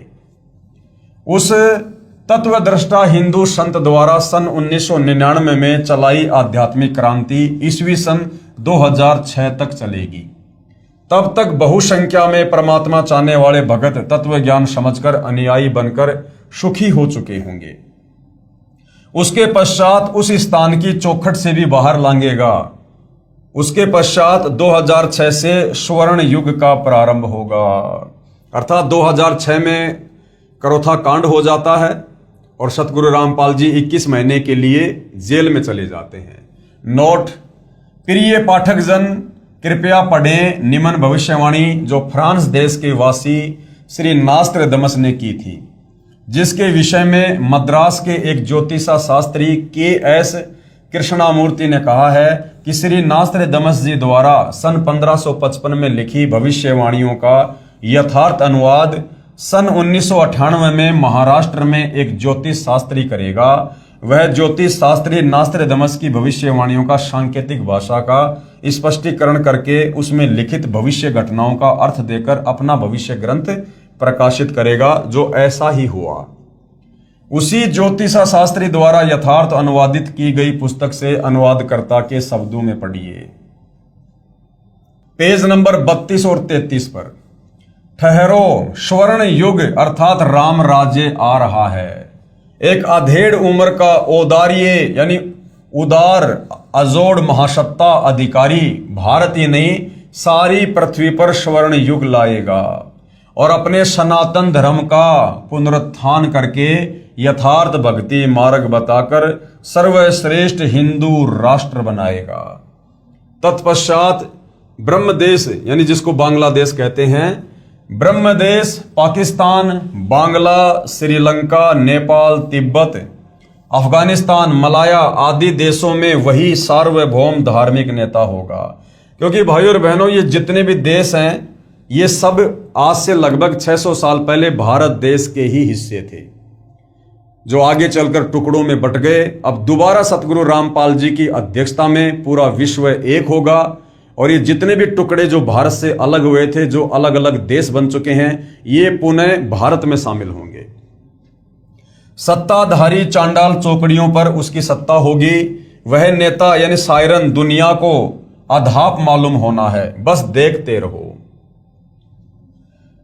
फिर पेज नंबर 40 पर लिखा है, ठहरो, राम राज्य अर्थात स्वर्ण युग आ रहा है, यानी सतयुग जैसा समय आ रहा है।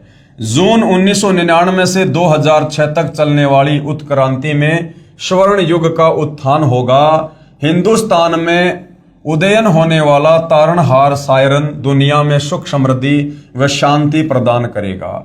नास्त्रदमस जी ने निसंदेह कहा है कि प्रकट होने वाला सायरन यानी वो संत अभी ज्ञात नहीं है, लेकिन वह क्रिश्चियन अथवा मुसलमान हरगिज नहीं होगा, वो हिंदू ही होगा। और मैं नास्त्रदमस उसका अभी छाती ठोककर गर्व करता हूं, क्योंकि उस दिव्य स्वतंत्र सूर्य सायरन का उदय होते ही सारे पहले वाले विद्वान कहलाने वाले महान नेताओं को निष्प्रभ होकर उनके सामने नम्र बनना पड़ेगा।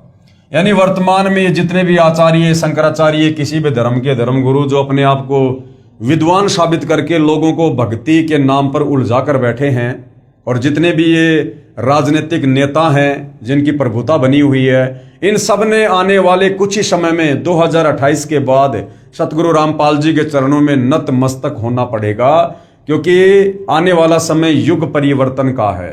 और जब जब युग परिवर्तन होता है भयंकर जन धन की हानि होती है। अभी हम अप्रैल 2026 में जी रहे हैं। 2028 युग परिवर्तन का निर्धारित समय है। तो भाइयों और बहनों, 2028 और 2030 इस बीच में इन तमाम धार्मिक नेताओं को, राजनीतिक नेताओं को सतगुरु रामपाल जी के चरणों में नतमस्तक होना पड़ेगा, क्योंकि परिस्थितियां देश और दुनिया की इस कदर बिगड़ जाएंगी, ये लोग हाथ खड़े करने पर मजबूर हो जाएंगे। वह हिंदुस्तानी महान तत्वदृष्टा संत सभी को अभूतपूर्व राज्य प्रदान करेगा।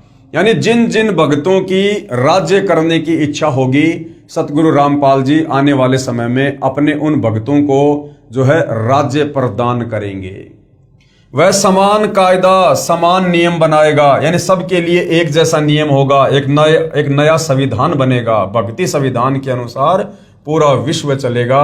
ये वर्तमान के जो संविधान है ये सब नष्ट कर दिए जाएंगे और पूरे विश्व में केवल सतगुरु रामपाल जी का ही संविधान चलेगा। और सतगुरु रामपाल जी का संविधान है भक्ति संविधान, यानी सब लोग भक्ति करेंगे और जो जो नियम मर्यादा सतगुरु रामपाल जी ने लागू कर रखी हैं उन नियम मर्यादाओं में रहकर सब लोग नेक नीति ईमानदारी से देवताओं जैसा जीवन जिएंगे। स्त्री पुरुष में, अमीर गरीब में, जाति और धर्म में कोई भेदभाव नहीं रखेगा, किसी पर अन्याय नहीं होने देगा। उस तत्वदर्शी संत का सर्व जनता विशेष सम्मान करेगी। माता पिता तो आदरणीय होते ही हैं, परंतु आध्यात्मिकता व पवित्रता के आधार पर उस शायरन यानी तत्वदर्शी संत का माता पिता से भी अलग श्रद्धा अर्थात स्थान होगा। नास्त्रदामस स्वयं ज्यू वंश का था तथा फ्रांस देश का नागरिक था। उसने क्रिश्चियन धर्म स्वीकार कर रखा था, यानी जो नास्त्रदामस था वो ईसाई था, वो क्रिश्चियन था। फिर भी नास्त्रदामस ने निसंदेह कहा है कि प्रकट होने वाला शायरन यानी संत केवल हिंदू ही होगा। यानी नास्त्रदामस ने बिल्कुल निष्पक्ष होकर अपनी भविष्यवाणी पेश की है। आगे पेज नंबर 41 पर सभी को समान कायदा, नियम, अनुशासन पालन करवाकर सत्य पथ पर लाएगा, यानी सच्ची भक्ति पर लाएगा। मैं नास्त्रदामस एक बात निर्विवाद सिद्ध करता हूं, वह शायरन अर्थात धार्मिक नेता अर्थात सतगुरु रामपाल जी नया ज्ञान आविष्कार करेगा। सतगुरु रामपाल जी ने सृष्टि रचना बताकर और सर्व धर्म शास्त्रों का निष्कर्ष निकालकर जो अमृत ज्ञान, शतलोक जाने की कंप्लीट विधि, काल के 21 ब्रह्मांडों से बाहर निकलने का कोर्स आप और हमें दिया है, ये आज से पहले इस प्रकार से किसी ने नहीं दिया। तो एक नया ज्ञान, यानी इस काल के 21 ब्रह्मांड में जो आधा अधूरा भक्ति का ज्ञान है उससे सर्वश्रेष्ठ एक नया ज्ञान सतगुरु रामपाल जी ने हमें दिया है।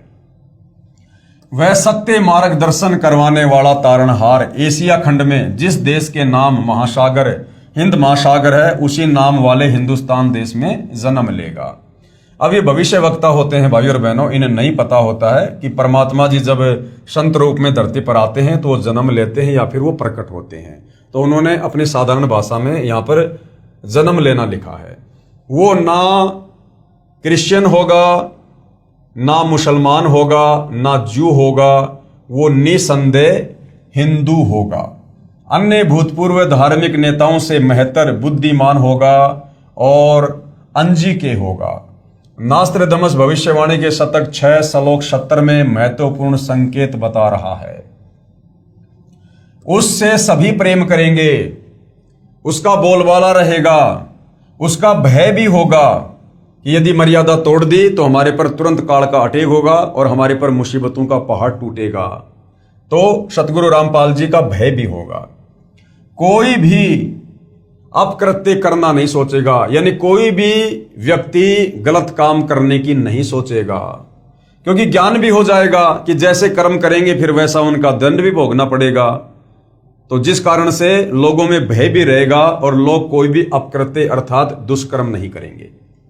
उसका नाम व कीर्ति त्रिखंड में गूंजेगी, अर्थात पूरे विश्व में उनका नाम होगा, बोलबाला होगा, अर्थात आसमानों के पार उसकी महिमा का बोलबाला होगा।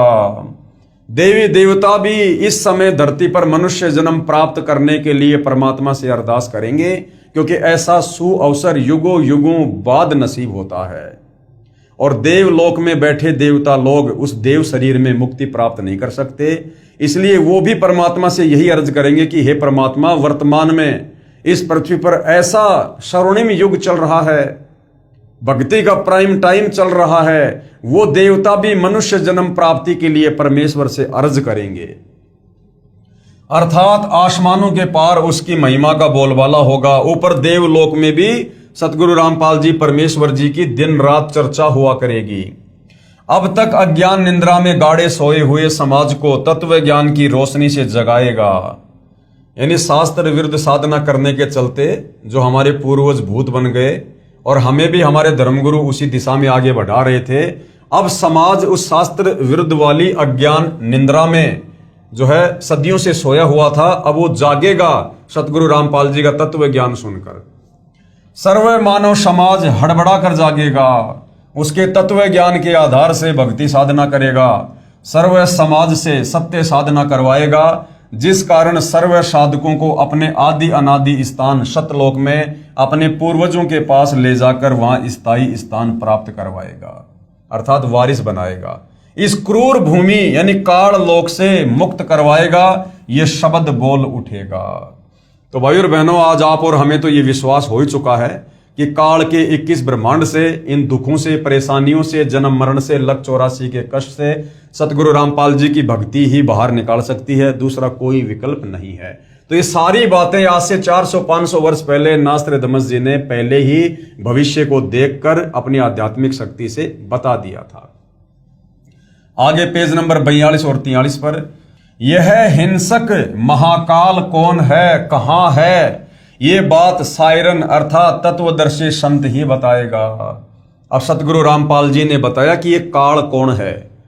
आज से पहले तो लोगों को यह भी नहीं पता था कि ब्रह्मा जी के माता पिता कौन हैं, श्री ब्रह्मा विष्णु महेश के माता पिता कौन हैं, दुर्गा का पति कौन है। हम दुर्गा को माता कहकर बुलाते हैं, नवरात्रे करते हैं, शेरा वाली माता, दुर्गा माता, लेकिन आज तक किसी को यह नहीं पता था कि उसका पति कौन है। बिना पति की वो माता कैसे होगी, 16 श्रृंगार क्यों करती है, मांग में सिंदूर क्यों भरती है। तो आज से पहले हमारे धर्मगुरु हमें अध्यात्म के विषय में नहीं बता पाए थे, जो अब सतगुरु रामपाल जी ने बताया कि ये काल कौन है। ये काल दुर्गा का पति है, ब्रह्मा विष्णु महेश का ये बाप है, और तीनों देवताओं के माध्यम से इसने यहां पर हम सबको फांस रखा है। वह महाकाल कौन है, कहां है, ये बात सायरन अर्थात तत्वदर्शी संत ही बताएगा। उस क्रूर चंद्र से वह सायरन ही मुक्त करवाएगा, यानी काल से वही तत्वदर्शी संत मुक्त करवाएगा। सायरन अर्थात तत्वदर्शी संत के कारगिर्द में इस भूतल की पवित्र भूमि पर हिंदुस्तान में स्वर्ण युग का अवतरण होगा, अर्थात सतयुग जैसा समय होगा। फिर वह पूरे विश्व में फैलेगा। उस विश्व नेता और उसके सद्गुणों की उसके बाद भी महिमा गाई जाएगी, यानी सतगुरु रामपाल जी के वापस सतलोक जाने के बाद भी सदियों तक उनकी महिमा यहां पर गाई जाएगी। उसके मन की शालीनता, विनम्रता, उदारता का इतना रेलपेल बोलबाला होगा कि इससे पहले नमूद किए हुए शतक 6 श्लोक 70 के आखिरी पंक्ति में किया हुआ उल्लेख कि अपना शब्द खुद ही बोल उठता है, और शायरन की ही जुबान बोल रही है कि शायरन अपने बारे में बस 3 ही शब्द बोलता है, एक, विजयी और ज्ञाता, अर्थात उसके सिवाय उसके बराबर दूसरा और पृथ्वी पर कोई नहीं होगा। जैसे कहते हैं ना, एकम अद्वितीयम, यानी सतगुरु रामपाल जी के बराबर, उनके समकक्ष पृथ्वी पर दूसरा कोई नहीं होगा। और विजयी यानी उनको कोई भी पराजय नहीं कर सकता इस 21 ब्रह्मांड में, वो विजयी ही रहेंगे। और ज्ञाता, उनके बराबर ज्ञानी, सर्वज्ञ और कोई नहीं होगा। जैसे हम सतगुरु रामपाल जी को जगत गुरु कहते हैं। इसके साथ और विशेषण ना चिपकाएं, मुझे मंजूर नहीं होगा। ये पृष्ठ 42 वाला 4 उल्लेख वाणी शतक 6 श्लोक 71 है। हिंदू शायरन अपने ज्ञान से दैप्तीयमान उत्तुंग ऊंचा स्वरूप का विधान यानी तत्व ज्ञान फिर से बिना शर्त उजागर करवाएगा। ये अंग्रेजी में लिखा है, siren will be chief of the world loved feared and unchallenged, और मानवीय संस्कृति निर्धोक संवारेगा। यानी लोगों की जो वृत्ति गिर चुकी है, मानसिक स्तर गिर चुका है, उसे सत भक्ति के द्वारा पुनः ऊंचाइयों पर लेकर जाएगा, लोगों को असल में इंसान बनाएगा, इसमें संदेह नहीं। अभी किसी को मालूम नहीं, यानी ये सन 1555 के आसपास की बातें हैं, इसलिए नास्त्रदमस जी कह रहे हैं कि अभी वर्तमान में उस संत के विषय में किसी को कुछ नहीं पता। लेकिन अपने समय पर जैसे नरसिंह अचानक प्रकट हुआ था, भगत प्रहलाद को बचाने के लिए जैसे नरसिंह भगवान अचानक से खंबे से प्रकट हुए थे, ऐसे ही नास्त्रदमस जी कह रहे हैं जब वो समय आ जाएगा, यानी वर्तमान समय के लिए उन्होंने भविष्यवाणी की है, लेकिन अपने समय पर जैसे नरसिंह अचानक प्रकट हुआ था, ऐसे ही वह विश्व महान नेता ग्रेट सायरन अपने तर्क शुद्ध अचूक आध्यात्मिक ज्ञान और भक्ति तेज से विख्यात होगा। जैसे वर्तमान समय में यदि सत्य ज्ञान को लेकर, शास्त्र अनुकूल ज्ञान को लेकर, शास्त्रों वाले ज्ञान को लेकर अगर किसी संत की चर्चा होती है तो केवल सतगुरु रामपाल जी की होती है, और आने वाले कुछ ही वर्षों में पूरे विश्व में उनका बोलबाला होगा। मैं नास्त्रदमस अचंभित हूं, मैं ना उनके देश जहां से अवतरित होगा अर्थात सतलोक देश को तथा ना उसको जानता हूं, मैं उसे सामने देख भी रहा हूं। अब देखिए भाई और बहनों, कितनी गहरी और कितनी बड़ी बात बोली है। जो भाई बहन नादानी में ये कह देते हैं कि हमारे गुरुजी तो कबीर जी के द्वारा भेजे गए संत हैं, हमारे गुरुदेव तो कबीर जी के अवतार हैं, उनको तो कबीर जी ने सतलोक से भेजा है, जबकि नास्त्रदमस जी क्या कह रहे हैं? नास्त्रदमस जी कह रहे हैं मैं ना उसके देश को जानता हूं। कौन सा देश? जहां से अवतरित होगा, जहां से वो नीचे उतर के आएगा, अर्थात सतलोक देश, यानी सतलोक से चलकर सतगुरु रामपाल जी स्वयं ही आए हैं। ये कोई कबीर जी का अवतार नहीं है, ये स्वयं कबीर जी ही हैं। ना मैं उसके देश जहां से अवतरित होगा अर्थात सतलोक देश को तथा ना उसको जानता हूं, मैं उसे सामने देख भी रहा हूं, क्योंकि अपनी आध्यात्मिक शक्ति से वो भविष्य को देख रहे थे, जिस आधार से वो बोल रहे थे। उसकी महिमा का शब्द बद में कोई मिसाल नहीं कर सकता, बस उसे ग्रेट सायरन महान धार्मिक नेता कहता हूं। अपने धर्म बंधुओं की सदकालीन समस्या से, दयनीय अवस्था से बेचैन होता हुआ, स्वतंत्र ज्ञान सूर्य का उदय करता हुआ, अपने भक्ति तेज से जग का तारणहार, 5वें शतक 20वीं सदी के अंतिम वर्ष में ईस्वी सन 1999 अधेड़ उम्र का विश्व का महान नेता, जैसे तेजस्वी सिंह मानव ग्रेट सायरन उद्विग्न अवस्था से चौखट लांघता हुआ मेरे नास्त्रदमस के मन का भेद ले रहा है, और मैं उसका स्वागत करता हुआ आश्चर्यचकित हो रहा हूं, उदास भी हो रहा हूं, क्योंकि उसका दुनिया को ज्ञान ना होने से मेरा सायरन यानी वह तत्वदर्शी संत उपेक्षा का पात्र बन रहा है। नास्त्रदमस जी सन 1555 में सन 2006 और सन 2014 वाला जो दृश्य है वो ज्यों का त्यों देख रहे थे, क्योंकि भाई और बहनों जिनके पास में पूर्व जन्म की आध्यात्मिक शक्ति होती है, जिनकी भक्ति वाली बैटरी चार्ज होती है, उनको परमेश्वर इस प्रकार के दृश्य दिखवा देते हैं। और सतगुरु रामपाल जी ने नास्त्रदमस को इस प्रकार की पावर देकर अपने वर्तमान समय की झलक इसलिए दिखा रहे थे ताकि इन भविष्यवाणियों को पढ़कर सुनकर हमें दृढ़ विश्वास हो सके। तो नास्त्रदमस जी वर्तमान समय को देख रहे थे कि भाई 2006 में एक कांड होगा, फिर 2014 में कांड होगा, और जो धार्मिक नेता है, जो संत है, वो दुनिया में उपेक्षा का पात्र बनेगा, अर्थात दुनिया उनकी निंदा करेगी, अनजाने में, नादानी में, उनको ना जानकर, उनके ज्ञान को ना सुनकर। मेरा सायरन अर्थात तत्वदर्शी संत उपेक्षा का पात्र बन रहा है। मेरी यानी नास्त्रदमस की चित्त भेदक भविष्यवाणी की और उस वैश्विक सिंह मानव की उपेक्षा ना करें। नास्त्रदमस जी कह रहे हैं उस महान तत्वदर्शी संत की कोई उपेक्षा ना करे, उसके विषय में कोई अपशब्द ना कहे, निंदा ना करे। उसके प्रकट होने पर तथा उसके तेजस्वी तत्व ज्ञान रूपी सूर्य उदय होने से आदर्शवादी श्रेष्ठ व्यक्तियों का पुनरुत्थान तथा स्वर्ण युग का प्रभात शतक 6 में आज ईस्वी सन 1555 से 450 वर्ष बाद अर्थात 2006 में 1555 प्लस 450 वर्ष अर्थात 2005 के पश्चात अर्थात 2006 में शुरुआत होगी। अर्थात 2006 में क्रोथा कांड हुआ था और सतगुरु रामपाल जी जो है एक प्रकार से निंदा के पात्र हुए उन्हें नादान लोगों के द्वारा। इस कृतार्थ शुरुआत का मैं नास्त्र दमस दृष्टा हो रहा हूं, यानी उस समय वो अपनी आंखों से देख रहा था। पेज नंबर 44, 45, 46 नास्त्र दमस शतक 1 श्लोक 50 में फिर प्रमाणित कर रहा है कि 3 ओर से सागर से घिरे द्वीप हिंदुस्तान देश में उस महान संत का जन्म होगा। उस समय तत्व ज्ञान के अभाव से अज्ञान अंधेरा होगा, नैतिकता का पतन होकर हाहाकार मचा होगा। वह सायरन यानी धार्मिक नेता, तत्वदर्शी संत गुरुवर अर्थात गुरु जी को वर अर्थात श्रेष्ठ मानकर अपनी साधना करेगा, क्योंकि गुरु से ही हमें ज्ञान प्राप्त होता है। गुरुर ब्रह्मा गुरुर विष्णु गुरुर देवो महेश्वर है, गुरुर साक्षात पार ब्रह्म तस्मै श्री गुरुवे नमः। तो नास्त्र दमस जी कह रहे हैं कि जो तत्वदर्शी संत होगा, जो ग्रेट सायरन होगा, वो गुरु को सर्वश्रेष्ठ महत्व देते हुए भक्ति करेगा और करवाएगा। तो आज भाइयों और बहनों, सतगुरु के विषय में हमें परमेश्वर की वाणियां सुनने को मिलती है कि 7 दीप नौखंड में गुरु से बड़ा ना कोई, करता करे ना कर सके, सतगुरु करे सो होई। गुरु गोविंद दोनों खड़े किसके लागू पाए, बलिहारी गुरु आपना जिन गोविंद दिया बताए। क्योंकि कबीर परमात्मा स्वयं धरती पर प्रकट होकर गुरु की भूमिका करते हैं, इसलिए वह धार्मिक नेता, वह तत्वदर्शी संत गुरु को सर्वश्रेष्ठ साबित करके भक्ति करवाएगा।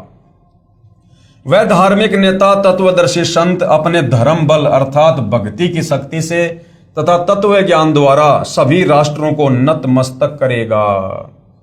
आने वाले समय में दुनिया के कुछ देश मिलकर जो भारत देश पर आक्रमण करेंगे, उन सबको मुंह की खानी पड़ेगी सतगुरु रामपाल जी की शक्ति के आगे। एशिया में उसे रोकना अर्थात उसके प्रचार में बाधा करना पागलपन होगा। शतक 1 श्लोक 50। उसके बाद नास्त्र दमस जी ने आगे क्या कुछ कहा है, नोट। नास्त्र दमस की भविष्यवाणी फ्रांस देश की भाषा में लिखी गई थी। बाद में एक पॉल ब्रंटन नामक अंग्रेज ने इस नास्त्र दमस की भविष्यवाणी सेंचुरी ग्रंथ को फ्रांस में कुछ वर्ष रहकर समझा, फिर इंग्लिश भाषा में लिखा। उसने गुरुवार शब्द को बृहस्पति यानी गुरुवार अर्थात थर्सडे जानकर लिख दिया कि वह अपनी पूजा का आधार बृहस्पतिवार को बनाएगा। वास्तव में गुरुवार शब्द है जिसका अर्थ है सर्व गुरुओं में जो एक तत्व ज्ञाता अर्थात श्रेष्ठ है तथा गुरु को मुख्य मानकर साधना करना होता है। वेद भाषा में बृहस्पति का भावार्थ सर्वोच्च स्वामी अर्थात परमेश्वर, दूसरा अर्थ बृहस्पति का जगत गुरु भी होता है। जगत गुरु तथा परमेश्वर भी बृहस्पति का ही बोधक है। वह अधेड़ उम्र में यानी युवा अवस्था में 50 और 60 के आसपास की अवस्था में तत्व ज्ञान का ज्ञाता तथा श्रेय होकर त्रिखंड में कीर्तिमान होगा। मुझ नास्त्र दमस को उसका नया उपाय यानी साधना मंत्र ऐसा जालिम मालूम होता है जैसे सर्प को वश करने वाला गार्डू मंत्र से महाविशैले सर्प को वश कर लेता है। यानी नास्त्र दमस जी कह रहे हैं कि वो जो साधना के मंत्र देगा, जो सुमरण देगा, मुझे तो उसका वो सुमरण ऐसा प्रतीत हो रहा है जैसे गार्डू एक मंत्र बोलकर महाविशैले सर्प को भी अपने काबू में कर लेता है। ऐसे ही वो जो सुमरण देगा, जो मंत्र देगा, उससे इस काल के जो है जितने भी षड्यंत्र हैं, जितने भी दाव हैं, वो फैल हो जाएंगे और ये काल उस सत भक्ति मंत्रों के आगे नतमस्तक हो जाएगा। वह नया उपाय, नया कायदा बनाने वाला यानी एक नया संविधान बनाएगा। तत्ववेता दुनिया के सामने उजागर होगा। उसी को मैं नास्त्र दमस अचंभित होकर ग्रेट सायरन बता रहा हूं, यानी महान धार्मिक नेता। उसके ज्ञान के दिव्य तेज के प्रभाव से उस दीपकल्प भारतवर्ष में आक्रामक तूफान खलबली मचेगी अर्थात अज्ञानी संतों द्वारा विद्रोह किया जाएगा। अब भाइयों और बहनों, सतगुरु रामपाल जी अभी 10 अप्रैल 2026 को 11 साल बाद जो हिसार जेल से बाहर आए हैं, तो सतगुरु रामपाल जी ने आते ही कहा है कि बच्चों अभी तीसरा झटका आना और बाकी है। और वो तीसरा झटका ये काल सहन नहीं कर पाएगा।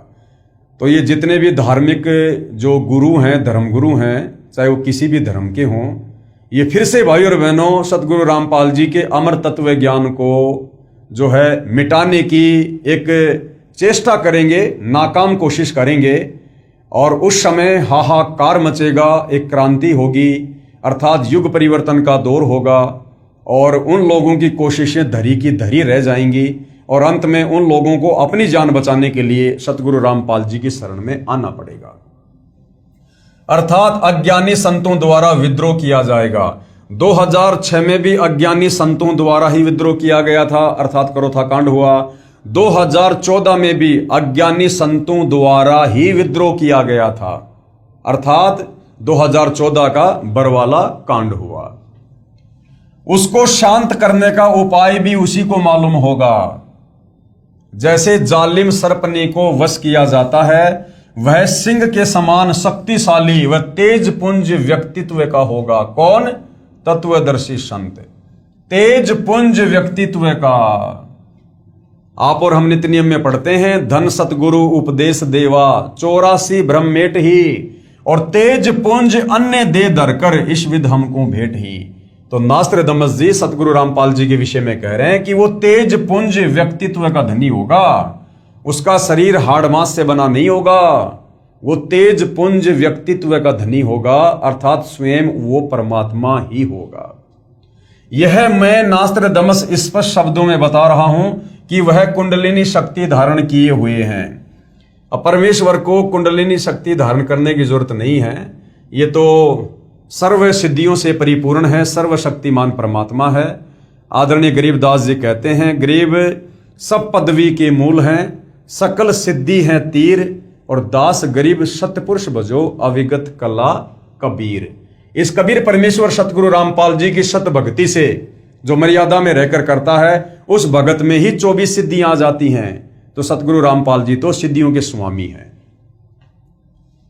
आगे स्पष्ट शब्द यह है कि जिस समय वह सायरन अर्थात वो तत्वदर्शी संत जिस महासागर में दीप कल्प है, उसी देश के नाम पर महासागर भी है। जैसे हिंद महासागर है, तो हिंद महासागर के नाम पर हमारे देश का नाम है हिंदुस्तान। विशेषता यह होगी कि उस देश की भुजंग सर्पनी शक्ति, कुंडलिनी शक्ति का पूर्ण परिचित ट्रू मास्टर होगा। वह सायरन अर्थात महान धार्मिक नेता, उदार मत वाला, कृपालु, दयालु, दैप्तीयमान, सनातन साम्राज्य अधिकारी, आदि पुरुष, सत्य पुरुष का अनुयायी होगा। हालांकि सतगुरु रामपाल जी स्वयं ही सत्य पुरुष हैं, और इनके अनुयायी तो आप और हम भाई बहन हैं जो मर्यादा में रहकर भक्ति कर रहे हैं। उसकी सत्ता सार्वभौम होगी, यानी हर देश में उनका शासन होगा। उसकी महिमा, उपाय, गुरु श्रद्धा, गुरु भक्ति अर्थात गुरु बिना कोई साधना सफल नहीं होती, इस सिद्धांत को दृढ़ करेगा। तत्व ज्ञान का सत्संग करके प्रथम अज्ञान निंद्रा में सोए अपने धर्म बंधुओं यानी हिंदुओं को जागृत करके अंधविश्वास के आधार पर साधना कर रहे श्रद्धालुओं को शास्त्र विधि रहित साधना का बुर्का फाड़कर गूढ़ गहरे ज्ञान अर्थात तत्व ज्ञान का प्रकाश करेगा। यानी सबसे पहले वो हिंदुस्तान में रहने वाले हिंदुओं को इस तत्व ज्ञान से परिचित करवाएगा, क्योंकि भाई और बहनों इस तत्व ज्ञान का आधार है चारों वेद और गीता। और चारों वेद और गीता ये हिंदुओं ने अपने ग्रंथ समझ लिए, जबकि ये ग्रंथ तो पूरे विश्व के मानव के लिए हैं। जिस समय चारों वेदों को बोला गया, लिखा गया, उस समय धरती पर कोई धर्म नहीं था, ये पूरे मानव समाज के लिए थे। और जिस समय महाभारत के समय लगभग 5000 साल पहले गीता जी का ज्ञान बोला गया, उस समय भी धरती पर कोई धर्म नहीं था। ये गीता का ज्ञान सर्व मानव समाज के लिए है। परंतु आगे चलकर काल प्रेरणा से इन ग्रंथों को भी लोगों ने अपने अपने हिसाब से बांट लिया, और ये चारों वेद और गीता हिंदुओं के अपने हाथ में आ गए कि भाई चारों वेद और गीता हिंदुओं की हैं।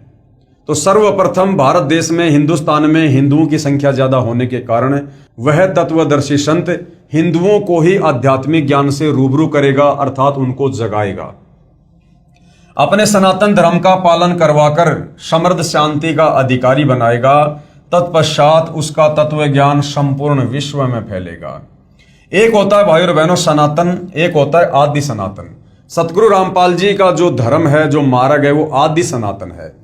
सनातन का मतलब होता है चारों वेदों के अनुसार जो भक्ति साधना होती है उसे सनातन धर्म कहते हैं।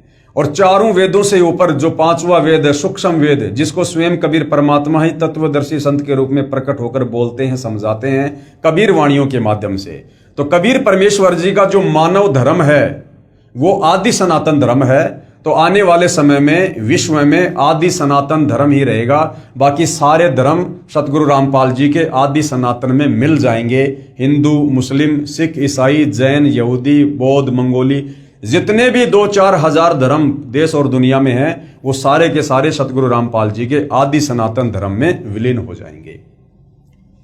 तत्पश्चात उसका तत्व ज्ञान संपूर्ण विश्व में फैलेगा। उस महान तत्वदर्शी संत के ज्ञान की कोई भी बराबरी नहीं कर सकेगा, अर्थात उसका कोई भी सानी नहीं होगा। उसके गूढ़ ज्ञान, तत्व ज्ञान के सामने सूर्य का तेज भी कम पड़ेगा। इसलिए मैं नास्त्रदमस वैश्विक सिंह महामानव इतना महान होगा कि मैं उसकी महिमा को शब्दों में नहीं बांध पाऊंगा। मैं नास्त्रदमस उस ग्रेट सायरन को देख रहा हूं। और भाइयों और बहनों, ऐसे महान महामानव महापुरुष ग्रेट सायरन सतगुरु रामपाल जी की महिमा करने का और उनकी सत भक्ति करने का आप और हमें सर्वप्रथम मौका मिला है। तो भाइयों और बहनों, ये बड़े सौभाग्य की बात है। उपरोक्त विवरण का भावार्थ है कि उस विश्व नेता को 50 वर्ष की उम्र में तत्व ज्ञान शास्त्रों में प्रमाणित होगा, अर्थात वह 50 वर्ष की उम्र में सन 2001 में सर्व धर्मों के शास्त्रों को पढ़कर उसका ज्ञाता तत्व ज्ञानी होगा। ये तो पहले से ही सर्व शास्त्रों के ज्ञाता हैं, क्योंकि सतगुरु रामपाल जी ने सन 2001 में जो समय उन्होंने पहले निर्धारित किया हुआ था, उस आधार से 2001 में सतगुरु रामपाल जी ने सर्व धर्मों के धर्म शास्त्रों को देखा और पढ़ा। अन्यथा भाइयों और बहनों, सतगुरु रामपाल जी को किसी भी धर्म के धर्म शास्त्रों को पढ़कर ज्ञान प्राप्त करने की आवश्यकता नहीं है, क्योंकि 2001 से पहले भी सतगुरु रामपाल जी जगत गुरु थे। भगत उन्हें जगत गुरु कहा करते थे, बंदी छोड़ कहा करते थे।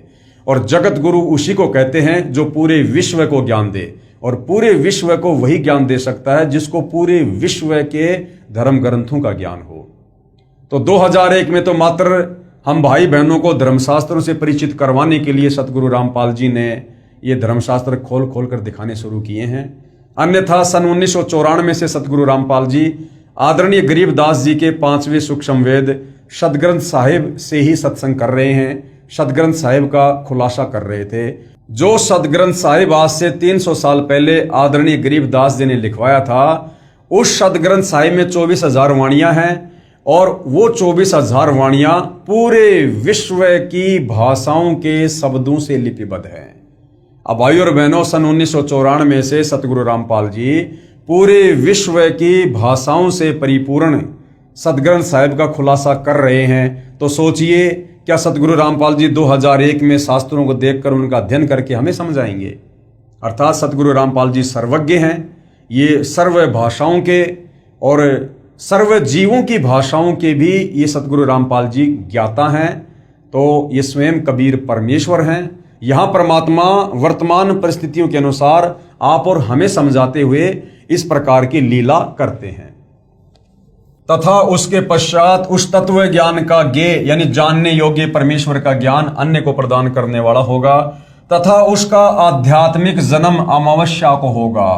आध्यात्मिक जन्म का मतलब है, जैसे सतगुरु रामपाल जी ने 17 फरवरी 1988 को एक अच्छी आत्मा आदरणीय राम देवानंद जी को अपना मुंह बोला गुरु धारण किया, गुरु शिष्य परंपरा को बनाए रखकर आगे ज्ञान देने के लिए। तो सतगुरु रामपाल जी ने जिस दिन आदरणीय गरीबदास जी के 12वें पंथ में प्रवेश करना था और एक मुंह बोला गुरु धारण करना था, तो उस नाम दीक्षा वाले दिन को यहां पर आध्यात्मिक जन्म की संज्ञा दी गई है, जो कि अमावस्या को होगा। उस समय उसकी आयु युवा अर्थात 16, 20, 25 वर्ष की नहीं होगी, वह प्रौढ़ होगा, यानी 40 के आसपास होगा। तथा जब वह प्रसिद्ध होगा तब उसकी आयु 50 से 60 साल के मध्य होगी। यानी जब प्रथम बार करोथा कांड हुआ 2006 में, सतगुरु रामपाल जी विशेषकर हरियाणा और भारत में चर्चा में आए। उस समय उनकी उम्र 50 से 60 के बीच में थी, अर्थात 55 वर्ष थी। आगे पेज नंबर 46 और 47। नास्त्रदमस कहता है कि निसंदेह विश्व में श्रेष्ठ तत्व ज्ञाता ग्रेट सायरन के विषय में मेरी भविष्यवाणी के शब्दा शब्द को किसी नेताओं पर जोड़कर तर्क वितर्क करके देखेंगे तो कोई भी खरा नहीं उतरेगा। नास्त्रदमस जी कह रहे हैं, भैया मेरी इस भविष्यवाणी को यदि कोई किसी राजनेता के ऊपर फिट करने की कोशिश करेगा ना, जैसे कोई भारत देश के प्रधानमंत्री नरेंद्र मोदी पर या अमेरिका के राष्ट्रपति डोनाल्ड ट्रंप पर, तो नास्त्रदमस जी कहते हैं कि मेरी भविष्यवाणी उन राजनीतिक लोगों के ऊपर खरी नहीं उतरेगी, क्योंकि कोई भी राजनीतिक नेता राजनीतिक दृष्टिकोण से भारत देश को विश्व गुरु धर्म गुरु नहीं बना सकता। मैं नास्त्रदमस छाती ठोककर शब्दा शब्द कह रहा हूं, मेरा सायरन का कर्तृत्व और उसका गूढ़ गहरा ज्ञान यानी तत्व ज्ञान ही सबकी खाल उतारेगा। तो सभी धर्मगुरुओं की सदगुरु रामपाल जी के तत्व ज्ञान ने धोती सी धोके रख दी है, ये सबको पता है। बस 2006 साल आने दो, इस विधान का एक एक शब्द खरा खरा समर्थन सायरन ही देगा। आगे पेज नंबर 52 पर नास्त्रदमस ने अपनी भविष्यवाणी में कहा है कि 21वीं सदी के प्रारंभ में यानी सन 2001 से दुनिया के क्षितिज पर सायरन का उदय होगा। जो भी बदलाव होगा वह मेरी नास्त्रदमस की इच्छा से नहीं बल्कि सायरन की आज्ञा से, नियति की इच्छा से सारा बदलाव होगा। यानी वर्तमान समय की जो कमान है वो सतगुरु रामपाल जी के हाथ में है। जो भी बदलाव आने वाले समय में युग परिवर्तन के दौर पर होंगे या वर्तमान में हो रहे हैं, वो सतगुरु रामपाल जी की मर्जी से हो रहे हैं। उसमें से नया बदलाव मतलब हिंदुस्तान सर्वश्रेष्ठ राष्ट्र होगा। पूरे विश्व में हिंदुस्तान सर्वश्रेष्ठ देश होगा और कई सदियों से ना देखा ऐसा हिंदुओं का सुख साम्राज्य दृष्टिगोचर होगा। उस देश में पैदा हुआ धार्मिक संत ही तत्वदृष्टा तथा जग का तारणहार जगत वेता होगा। एशिया खंडों में रामायण महाभारत आदि का ज्ञान जो हिंदुओं में प्रचलित है उससे भी भिन्न आगे का ज्ञान उस तत्वदर्शी संत का होगा।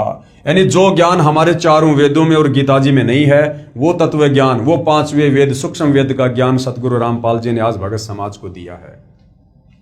वह सत्य पुरुष का अनुयायी होगा, अर्थात वह स्वयं ही सत्य पुरुष होगा, अनुयायी नहीं। वह एक अद्वितीय संत होगा, यानी उनके बराबर और कोई धार्मिक संत नहीं होगा। Page number 74। बहुत सारे संत नेता आएंगे और जाएंगे, सभी परमात्मा के द्रोही तथा अभिमानी होंगे। मुझे यानी नास्त्रदमस को आंतरिक साक्षात्कार उस शायरन का हुआ है। नास्त्रदमस ने कहा है कि उस महान हिंदू धार्मिक नेता को न पहचान कर उस पर राष्ट्रद्रोह का भी आरोप लगाया जाएगा। अब भाई और बहनों, यहां पर थोड़ा सा विरोधाभास है, क्योंकि सतगुरु रामपाल जी ने सन 2014 तक, जब तक बरवाला कांड नहीं हुआ था और वे हिसार जेल में नहीं गए थे, उस समय तक सतगुरु रामपाल जी ने जो ज्ञान गंगा पुस्तक भगत समाज को दी थी, उस ज्ञान गंगा पुस्तक में ये इस प्रकार की बातें नहीं लिखी हुई है कि उन पर राष्ट्रद्रोह का अर्थात देशद्रोह का मुकदमा लगेगा। सन 2014 बरवाला कांड हुआ, सतगुरु रामपाल जी पर देशद्रोह का मुकदमा लगा। उसके बाद सतगुरु रामपाल जी के भक्तों ने इस पुस्तक में इस प्रकार का ये जो संस्करण है वो जोड़ा है कि सतगुरु रामपाल जी पर देशद्रोह का मुकदमा लगेगा, जबकि नास्त्रदमस की मूल भविष्यवाणी में इस प्रकार का जिक्र कहीं नजर नहीं आता है।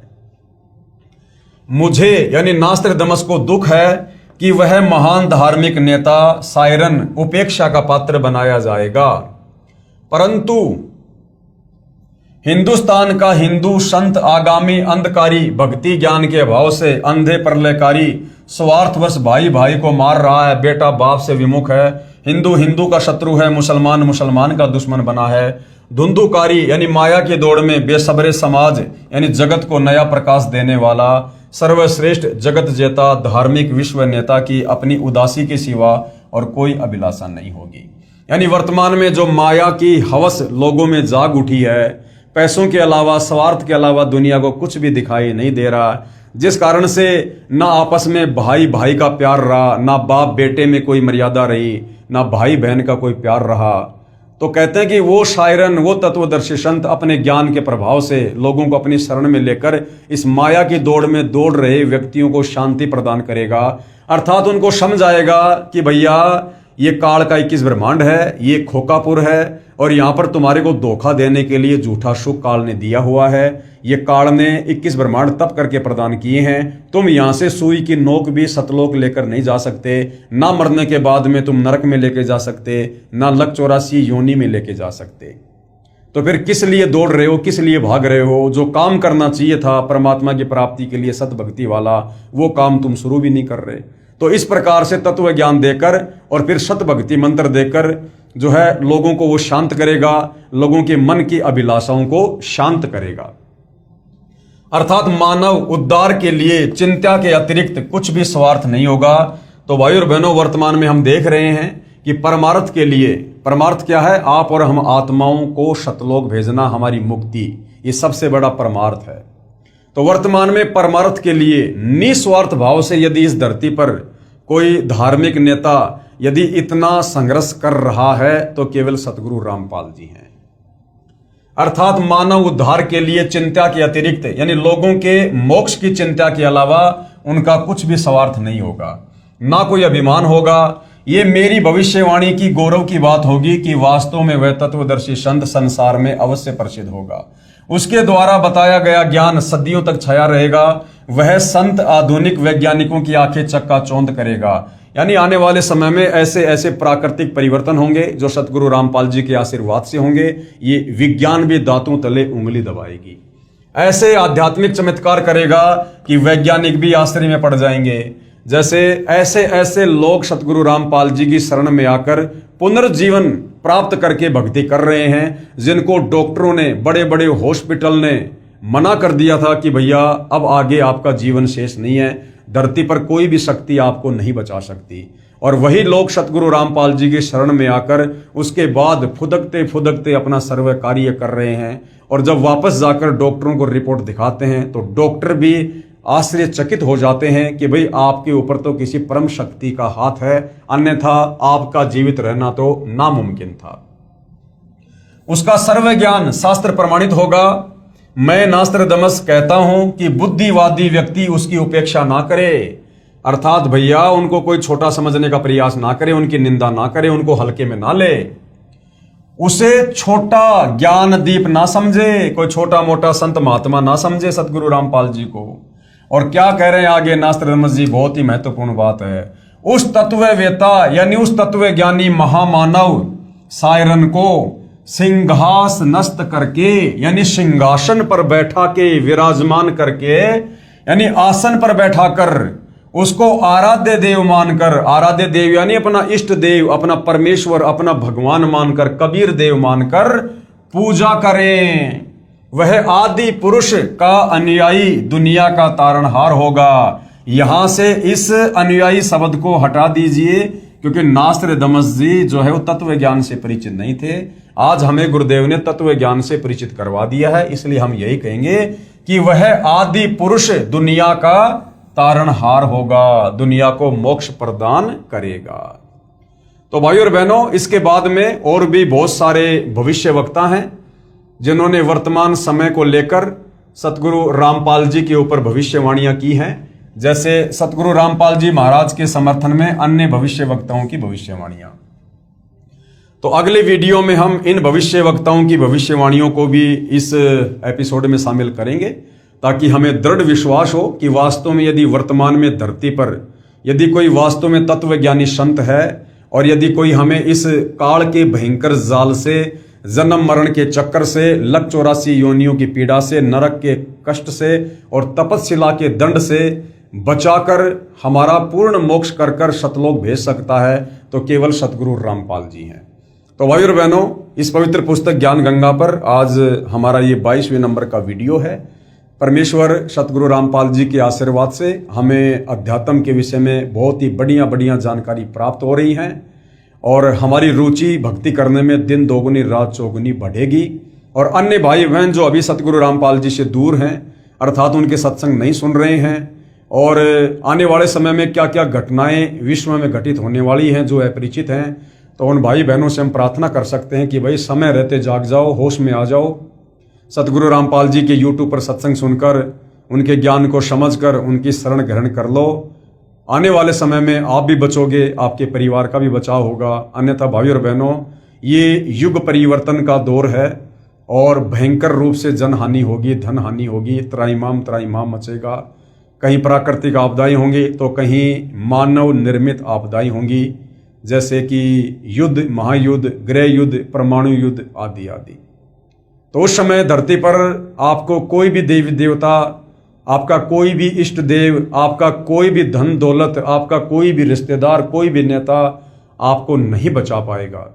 यदि बचोगे तो अपने पूर्व जन्म की भक्ति से, और यदि पूर्व जन्म की भक्ति नहीं है तो फिर वर्तमान में सतगुरु रामपाल जी के आशीर्वाद से।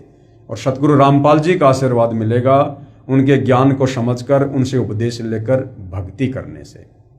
तो भाइयों और बहनों, आज के इस वीडियो में केवल इतना ही। पूज्य गुरुदेव भगवान हम सभी को आज्ञा दें, आशीर्वाद दें, सद्बुद्धि दें, मार्गदर्शन करें, हमें भ्रमने भटकने से बचाएं। बंदी छोड़ सतगुरु रामपाल जी परमेश्वर जी की जय हो।